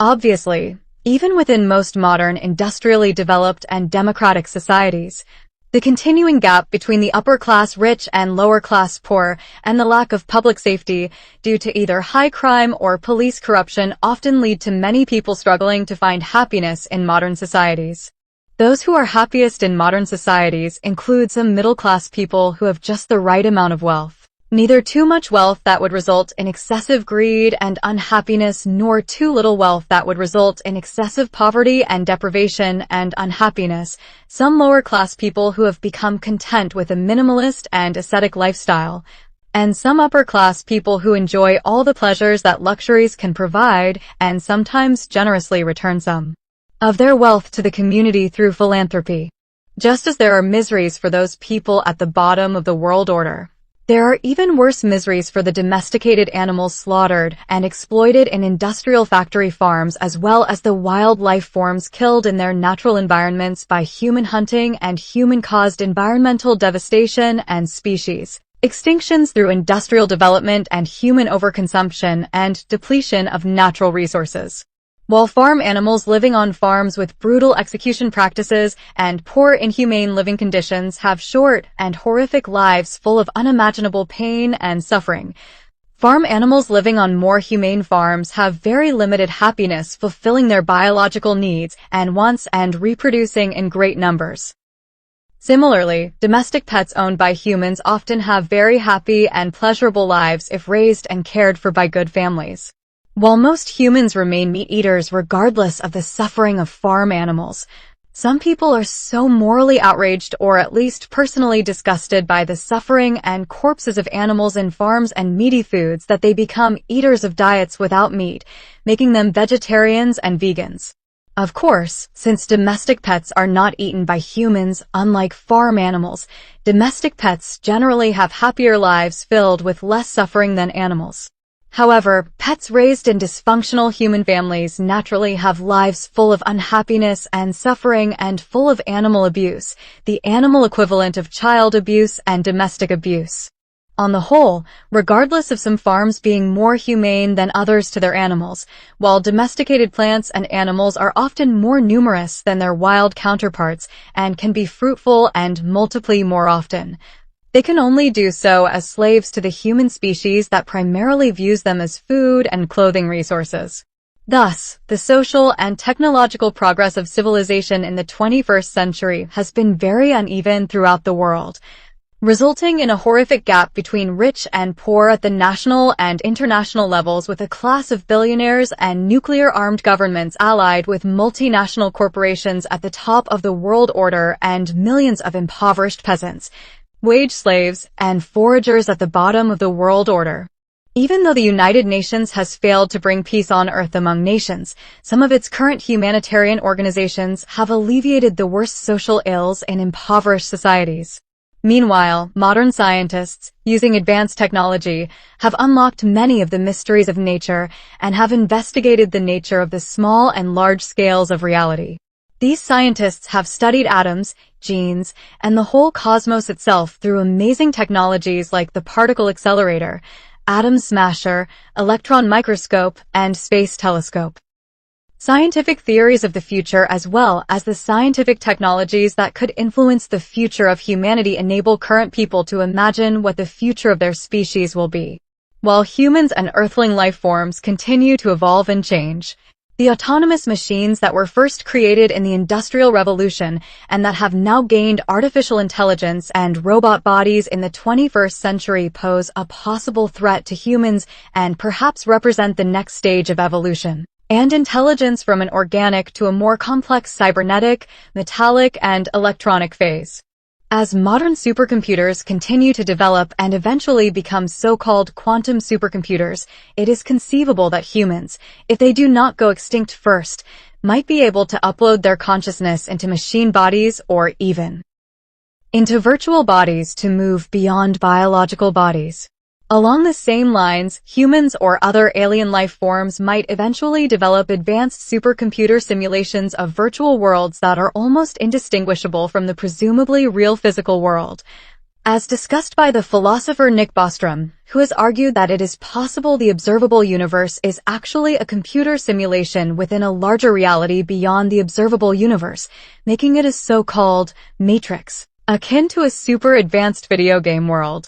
Thus, the future of humanity remains very uncertain, balanced between the possibilities of planetary and biosphere destruction or evolution into species beyond Homo sapiens and into settlements on the countless worlds of outer space and cyberspace. While nuclear weapons, climate change, and modern global warfare threaten all life on Earth, the creation of space-voyaging ships provides the hope that mankind can leave the Earth if it is significantly damaged by a human-induced or natural disaster-caused mass extinction event for a new home planet among the stars. In addition, the potential existence of parallel universes and higher spatial dimensional membranes in the multiverse enables the possibility that future humans, the more technologically advanced evolutionary descendants of humans, Or more technologically advanced aliens could eventually leave the observable universe behind and travel into the parallel universes and higher spatial dimensions of the potentially real multiverse. On the other hand, it is very possible and even more probable that the stars are not for man and that humans will go extinct long before they can ever leave planet Earth in large numbers. Humans could go extinct in the near or far future through the following natural and social disasters: a sudden end to the entire universe due to the universe actually being in a state of false vacuum that subsequently decays to a true vacuum state, resulting in the destruction of all material bodies; a different sudden end to the universe if the universe collides with another parallel universe in the multiverse, resulting in the end of the universe and the destruction of all living and non-living bodies within it; the simulators of the potentially simulated universe deciding to put an end to the simulation, or the simulation coming to an end due to power loss, resulting in the end of the Matrix-like universe and all conscious simulated people and NPCs within it; a wandering black hole entering the solar system and destroying the solar system and planet Earth, ultimately absorbing all its matter into its gravitational singularity; a nearby supernova causing a gamma-ray burst that spreads such intense radiation to the Earth that humans and perhaps all cellular life forms on the planet go extinct; an asteroid from outer space once again colliding with the Earth and causing another mass extinction event for humans and many life forms, as one presumably did during the mass extinction event that wiped out the dinosaurs; a global thermonuclear war or the human invention and use of a future superweapon even more powerful than nuclear bombs, resulting in a mass extinction event that wipes out humans and most or all other life forms of the biosphere; a hostile superintelligent artificial intelligence surpassing human collective intelligence and destroying humanity to take over the planet; a global pandemic that is so deadly to humans and that spreads so rapidly through global travel that it causes the extinction of humans from their inability to find a vaccine to the disease; climate change and global warming resulting in such devastating social and environmental collapse that it causes the end of civilization and extinction of humans; a future ice age causing the collapse of civilization and extinction of all humans by extreme cold; an alien invasion by a technologically superior extraterrestrial species, conquering planet Earth and exterminating all humans; and geological natural disasters like continents changing from continental drift of plate tectonics or the eruption of supervolcanoes, leading to a mass extinction event for humans and much of the biosphere. Of course, some of these possible human extinction scenarios are more probable than others. Nevertheless, Homo sapiens, like all species before and after its existence, must one day inevitably go completely extinct or will evolve into an entirely new species by natural selection or artificial genetic engineering. Indeed, while it is unknown if any of these possible causes for human extinction will be the ultimate reason of the fall of man, the possible existence of parallel universes and parallel timelines in the multiverse could suggest that all of these apocalypses occur to different versions of the human species in various parallel universes. Thus, from the perspective of the multiverse, all of them might be true. The potential existence of a multiverse of parallel universes, some of which would have very similar, very different, and virtually identical doppelganger copies of people in the observable universe, has potential moral implications. While no ethical system of morals, either religious or secular, has been able to fully prevent widespread conflict between people due to people having territorial animal instincts and artificial divisions imposed by society, the multiverse and the possible existence of doppelgangers of everyone could suggest moral nihilism is true, which argues that the universe is amoral with no moral order, and no one is morally obligated to follow any ethical and legal codes. If the multiverse of parallel doppelganger selves actually exists, then no matter how good a person is in this universe, evil doppelgangers of the person, resembling evil twins of the person, commit all possible bad acts in different parallel universes, simply because all physical possibilities consistent with the laws of physics would occur in the multiverse. If such a dismal metaphysical scenario is really the case, then a potential consequence of it is that the multiverse is amoral and supposedly good behavior only benefits people in this universe, but has no effect and is apparently cancelled out by bad behavior people's doppelgangers commit in parallel worlds. For example, if a person decides to not kill someone when faced with such a choice in this universe, a doppelganger of the person made the opposite choice and did kill someone in a parallel universe. However, currently, modern science can only theoretically hypothesize and not physically prove the existence of these parallel worlds and doppelgangers, so perhaps the multiverse does not exist. There is only one observable universe. And moral nihilism is not true. However, even if moral nihilism was true, some people in the world would still follow moral and legal codes for pragmatic reasons of maintaining social stability and due to having naturally altruistic temperaments. Meanwhile, assuming they really exist on the countless worlds and star systems of outer space, alien species, which are probably not but possibly could be visiting Earth in UFOs and alien abduction visitations, are developing upon their own lines as perhaps organic life forms, cybernetic machines, or even virtual creatures in supercomputer simulations. These mysterious aliens, wherever they are, presumably make advancements in social and technological development and eventually expand their planetary, stellar, and galactic civilizations across the cosmos by exploration and conquest to meet the energy needs of their expanding populations. In contrast to the extraterrestrial hypothesis explanation of UFOs, anthropologist Michael Masters has proposed an extraterrestrial or time traveler hypothesis explanation of UFOs. He believes that alien abductions and UFOs are indeed real, but the so-called gray aliens are actually the evolutionary descendants of Homo sapiens who are using time travel technology like flying saucers and closed time-like curves, CTCs, to visit and study their ancestors. Likewise, UFO whistleblower, military veteran, and former government intelligence official David Grush has alleged in a 2023 American congressional hearing that the American government and its private defense contractors have a top-secret crash retrieval and reverse engineering program of UFOs and dead alien pilots of a non-human intelligence, either extraterrestrial or even interdimensional in nature. However, official government disclosure of the presence of non-human intelligent aliens on Earth has still not been performed by any presidents or heads of state, suggesting there is either a conspiracy to cover up the existence of non-human intelligent aliens on Earth or that Mr. Grush is mistaken about the accuracy of his extraordinary claims due to having imperfect sources of information.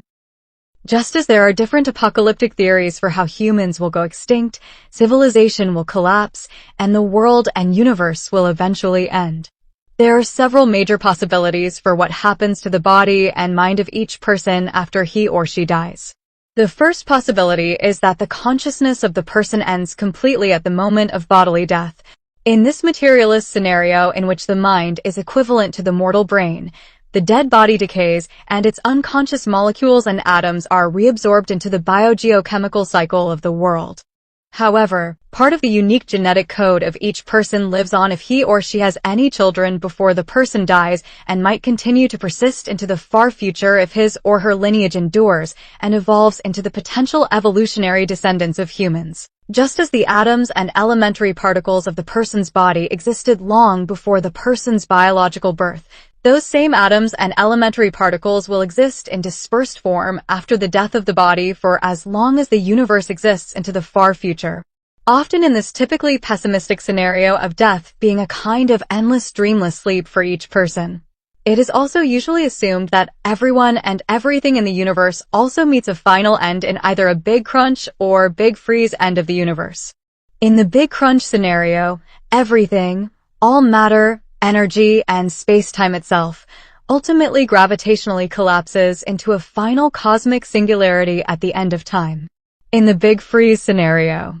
all atomic matter eventually decays into separate elementary particles drifting away from each other and only weakly interacting in an increasingly dark space-time volume that expands forever and almost but quite never reaches the coldest possible temperature of absolute zero. The second possibility is that the consciousness of the person continues to exist in disembodied spirit form after the death of the body. In this dualist scenario in which the body and mind are separate independent substances, the dead body decays into lifeless matter, but the person's spirit continues to exist as a ghost.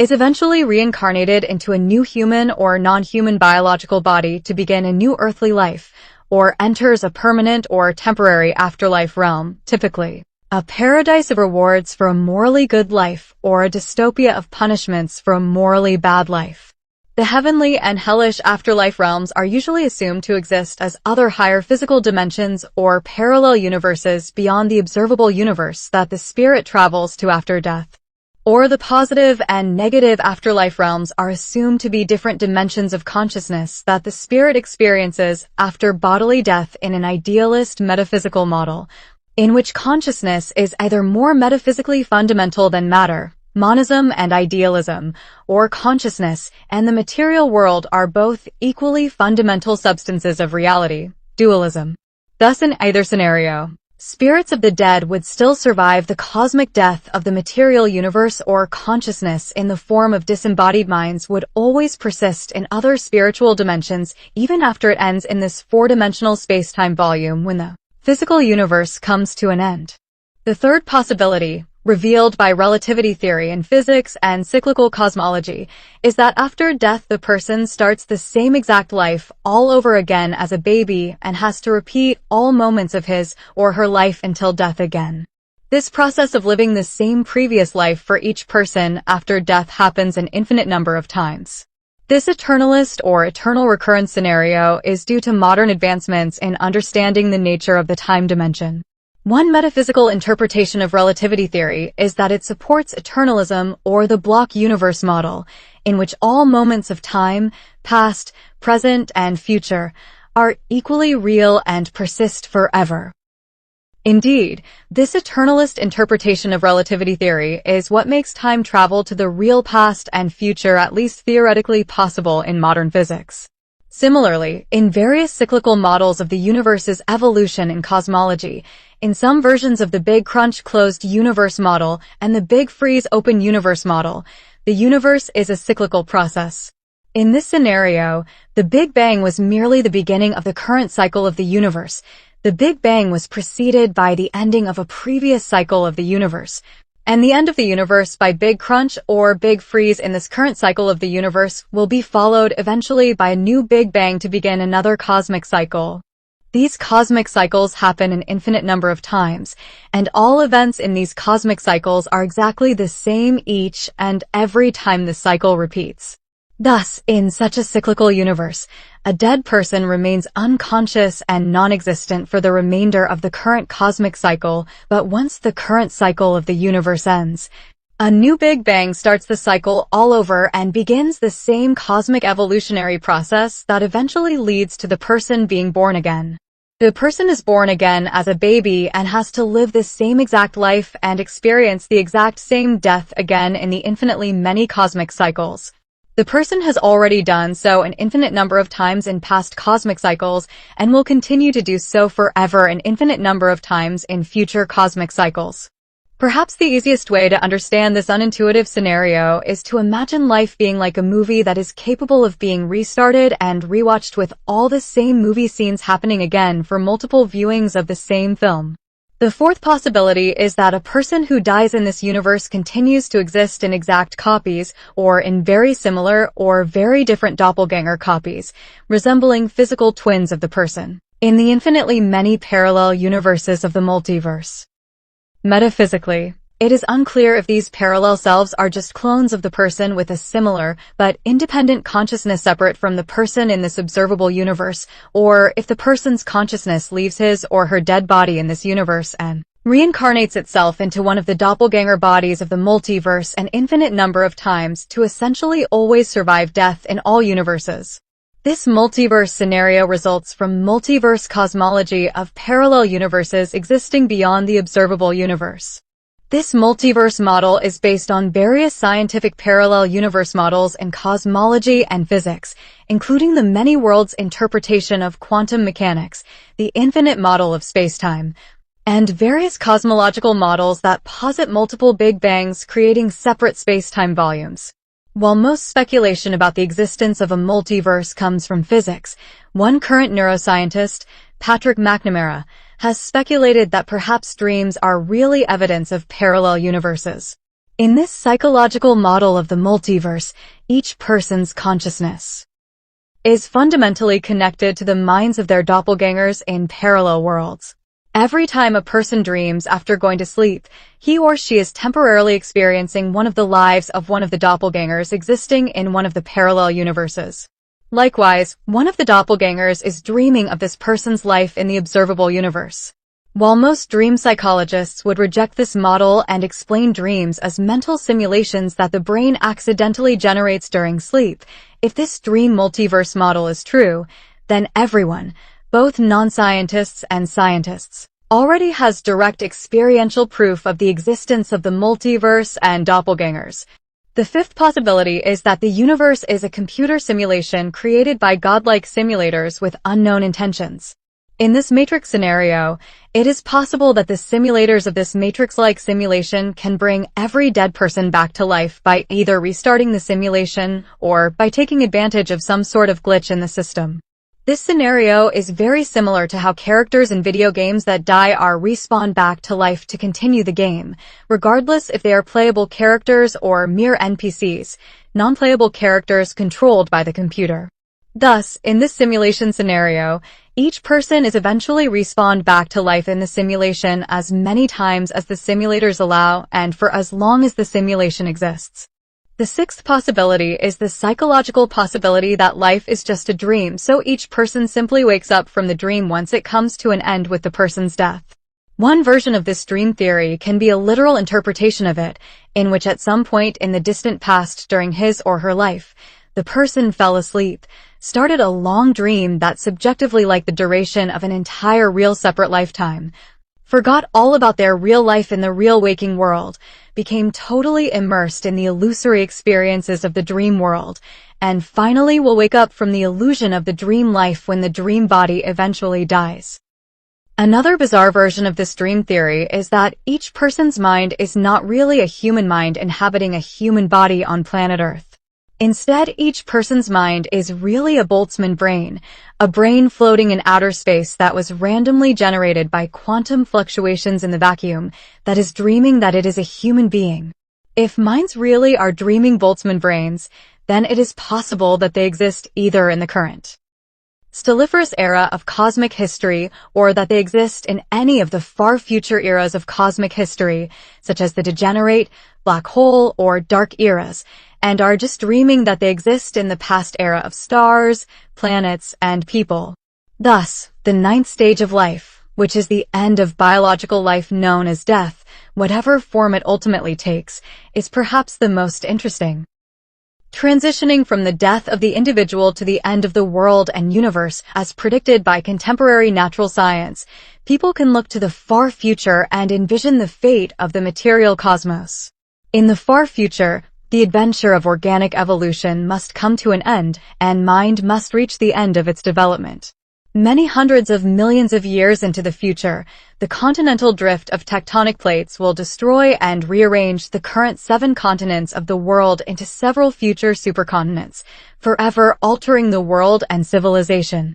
Several billion years from the present, the yellow dwarf sun will transition through various stages of stellar nuclear fusion until it becomes a red giant star, whose heat vaporizes and makes extinct all life on planet Earth. Around the same time of several billion years into the future, the Milky Way galaxy will eventually collide and merge with its neighbor of the Andromeda galaxy, forever changing the composition of the Earth's galactic neighborhood. Even after the probable vaporization and extermination of life on Earth by the red giant sun, the sun will continue to conclude final stages of stellar nuclear fusion and material decay as it transitions into a white dwarf star, and then finally becomes a black dwarf star across long ages into the future. Many billions and possibly many trillions or more years from now, all life in the universe must go extinct as the universe itself comes to an end. Not only must all earthly life go extinct with the end of the world, but all extraterrestrial life forms must one day go extinct when the universe itself eventually dies.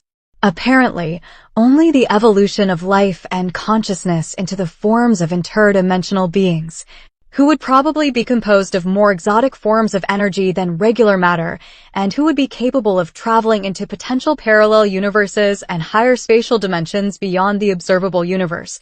could enable life itself to possibly survive the end of the universe. Black holes, which are remnants of collapsed cores of large stars, and which could either lead to gravitational singularities or to wormholes connecting distant spaces and times in the same universe or between parallel universes, might enable such interdimensional and parallel universe travel as might artificially constructed wormholes. Such black holes and wormholes, along with future space vehicles that can approach close to the speed of light, might even eventually allow time travel to the past and future, suggesting the temporal threads of history might be more complex and even circular than linear and relatively simple historical chronology suggests. Likewise, the potential existence of a multiverse of infinitely many parallel universes could suggest that every possible timeline in this observable history, such as possible timelines in which historical events happen differently than they did in this timeline, such as the Nazis winning World War II or the British winning the American Revolution, actually happens in various parallel universes. In this scenario, the life histories of everyone and everything in the cosmos occur differently in the infinitely many parallel universes of the multiverse. Thus, there might be many real parallel histories in addition to the single historical timeline of the observable universe. Apart from the two major scientific theories about the end of the universe, which predict it would not end for many billions or trillions, or even as long as a Google years from the present era, there is one theory of cosmic apocalypse which could end the universe within the contemporary era. This disturbing theory of cosmic vacuum decay argues that if the fundamental energy fields of the entire universe are actually in a state of false vacuum, then they could spontaneously quantum tunnel into a state of true vacuum, resulting in the universe spontaneously assuming new laws of physics that would destroy all physical bodies in the universe as an expanding sphere of destruction from which vacuum decay originated expands at the speed of light and eventually consumes the rest of the universe. This horrific scenario is physically possible, even if it is mathematically and statistically improbable, so the universe could end any day now. Besides the theory of vacuum decay, the two major cosmological theories concerning the ultimate fate of the universe in the far future are the Big Crunch theory and the Big Freeze theory. These two theories concern the expansion of space-time following the Big Bang, and if there is enough matter and energy in the universe to cause the entire universe to gravitationally collapse back into a state of infinite heat and density and into another cosmic singularity, making the universe end in the Big Crunch of the closed universe model, or if there is not enough matter and energy in the universe to reverse the expansion of space-time, which would then continue to expand and cool forever to become infinitely large and nearly reach absolute zero, making the universe end in the Big Freeze of the open universe model. The mysterious nature of dark matter and dark energy make it unknown which future apocalypse of death by cosmic fire, Big Crunch, or cosmic ice, Big Freeze, will actually occur in this universe. Whichever ending occurs in this universe, the opposite ending would occur in a parallel universe of the multiverse. If there is enough dark matter and regular matter to force eventual contraction of space-time, then the Big Crunch becomes more probable. However, if dark energy continues to accelerate the expansion of space-time, then the Big Freeze becomes more probable. In the Big Crunch scenario, after many billions of years of future time pass, the following major events occur. The expansion of space-time eventually halts and reverses as space-time starts contracting and becoming smaller in volume. The receding galaxies currently moving farther apart start to move closer together. The collective gravitational attraction of all matter and energy in the universe finally overpowers the expansion of space-time,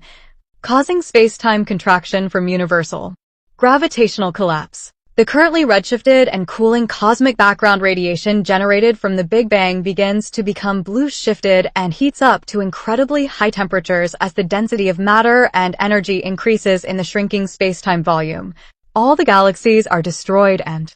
forcefully merged together. Black holes and supermassive black holes collide and merge to accelerate the destruction of material bodies. All material bodies and their atoms are heated to such extreme hot temperatures that they become a universal plasma of elementary particles, and all mass energy and space-time collapse into a state of infinite density, infinite heat, and infinitesimal size as the universe gravitationally collapses into another cosmic singularity, the Big Crunch, which is somewhat similar to the universe's point of origin, the cosmic singularity of the Big Bang. Subsequently, either time ends completely in the Big Crunch and the universe comes to a permanent end, or through the subsequent Big Bounce, in which the state of extreme heat and density of the small and hot universe generates a sort of rebound effect. Another Big Bang and subsequent new expanding space-time universe may occur. This potential cyclic process of Big Bang, Big Crunch, and Big Bounce may occur infinitely many times, causing an infinite number of finite cosmic cycles. On the other hand, in the Big Freeze or heat death scenario, as billions of years transition to trillions of years and eventually reach a googol years into the far future, the following major events occur. Space-time expands to an infinite size for an infinite duration of time, causing the cosmic background radiation generated from the Big Bang to become further redshifted and causing the temperature of the universe to cool and closely approach, but never quite reach the coldest possible temperature of absolute zero. The current recession of the galaxies away from the Milky Way galaxy continues until the observable universe becomes less visible as the other galaxies move so far away from the Milky Way that their light cannot reach it faster than the expansion of space-time moves them away into the void, as universal temperatures decrease due to the expansion of space-time separating galaxies and decreasing the density of matter and energy in the universe. All stars go through final stages of stellar nuclear fusion and eventually decay into black dwarf stars or, if they are large enough, conclude with final supernovae explosions and leave behind black holes or neutron stars, bringing an end to the stelliferous era. By the end of the degenerate era, all atoms and regular matter decay, as the subatomic particle protons become unstable and decay, resulting in the dissolution of all material bodies composed of atoms and their reduction to elementary particles or new atoms of positronium, consisting of electrons and their antimatter partner of opposite electrical charge, the positron. Although organic life and possible robotic life composed of ordinary matter, atoms of protons, electrons, and neutrons, could barely survive toward the end of the stelliferous era, when atomic matter will still exist, as they consume the energy of dying stars, losing their nuclear fuel and becoming more incapable of supporting the light and heat necessary for planetary life. The organic era must come to an end when the degenerate era results in the decay of protons and atomic matter, which currently known life composed of such material cannot survive. By the end of the black hole era, black holes and supermassive black holes consume most remaining exotic material bodies before the black holes themselves eventually evaporate and decay over unimaginably long ages of future time from the relentless release of so-called Hawking radiation. As a googol years of future time pass, the universe enters the dark era, in which only the increasingly cold, empty, and dark void of infinitely expanding space-time remains, along with elementary particles of matter and energy drifting apart forever and only occasionally weakly interacting and sometimes forming positronium atoms. Improbable quantum tunneling events might become more probable and eventually occur given enough future time, allowing matter to temporarily assume more complex forms that will eventually decay back into elementary particles again over long ages, despite the apparent ultimate decay of the dark era. It is possible but not probable that these positronium atoms will eventually compose exotic forms of life, operating strange organic processes very slowly and thinking with consciousness unimaginably slowly due to the energy scarcity of the time. It is also possible that improbable events like quantum fluctuations of the vacuum will eventually occur given enough future time and will generate the formation of temporary Boltzmann brains or disembodied intelligences living in outer space that have a strange form of life and consciousness. And as the dark era continues into the infinite future of the endlessly expanding universe, Countless eons of time longer than a Google years pass, eventually possibly resulting in highly improbable events, becoming more probable and actually occurring given enough time,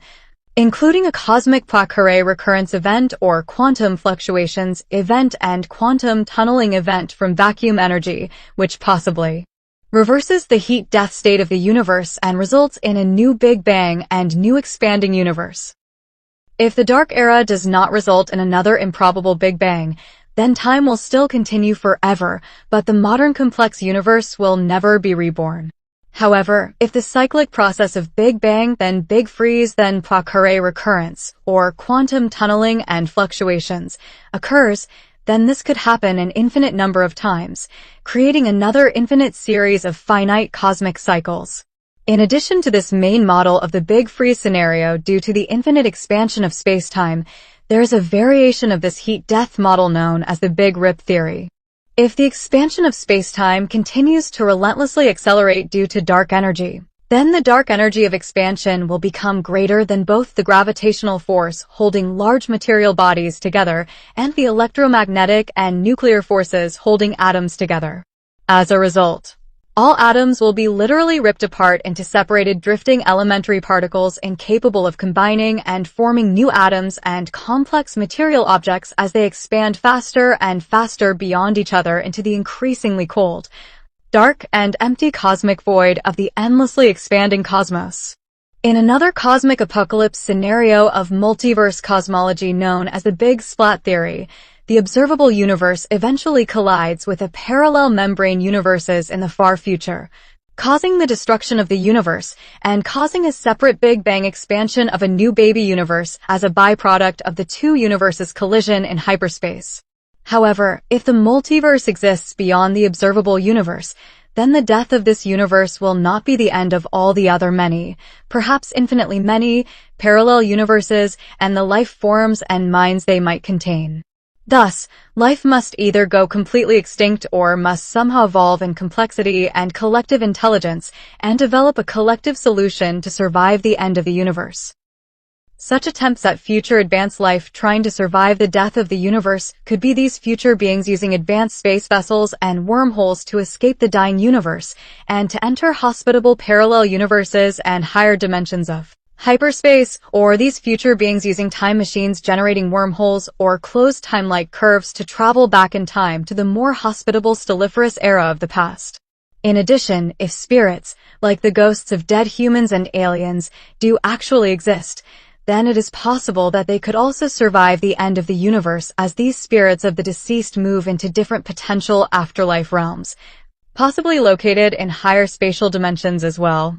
This potential movement of the spirits of the dead to afterlife dimensions is theorized in the study of near-death experiences, in which apparently the spirit leaves the dead body, travels through a dark tunnel of some sort to leave the physical world, and temporarily enters a dimension of light beyond the world, the classic scenario of seeing the light at the end of the tunnel at the moment of death. In conclusion, the ultimate ending of this grand story of the cosmic epic of life and death is currently unknown. While the individual life is a small version of the grand cosmic story and is often overwhelmed by the greatness of the cosmos, the human mind's ability to contemplate and develop a mental picture of the birth, life, death, and rebirth of everyone and everything in the cosmos enables the small personal mind to momentarily partially encompass and transcend the cosmic whole of which it is a small part.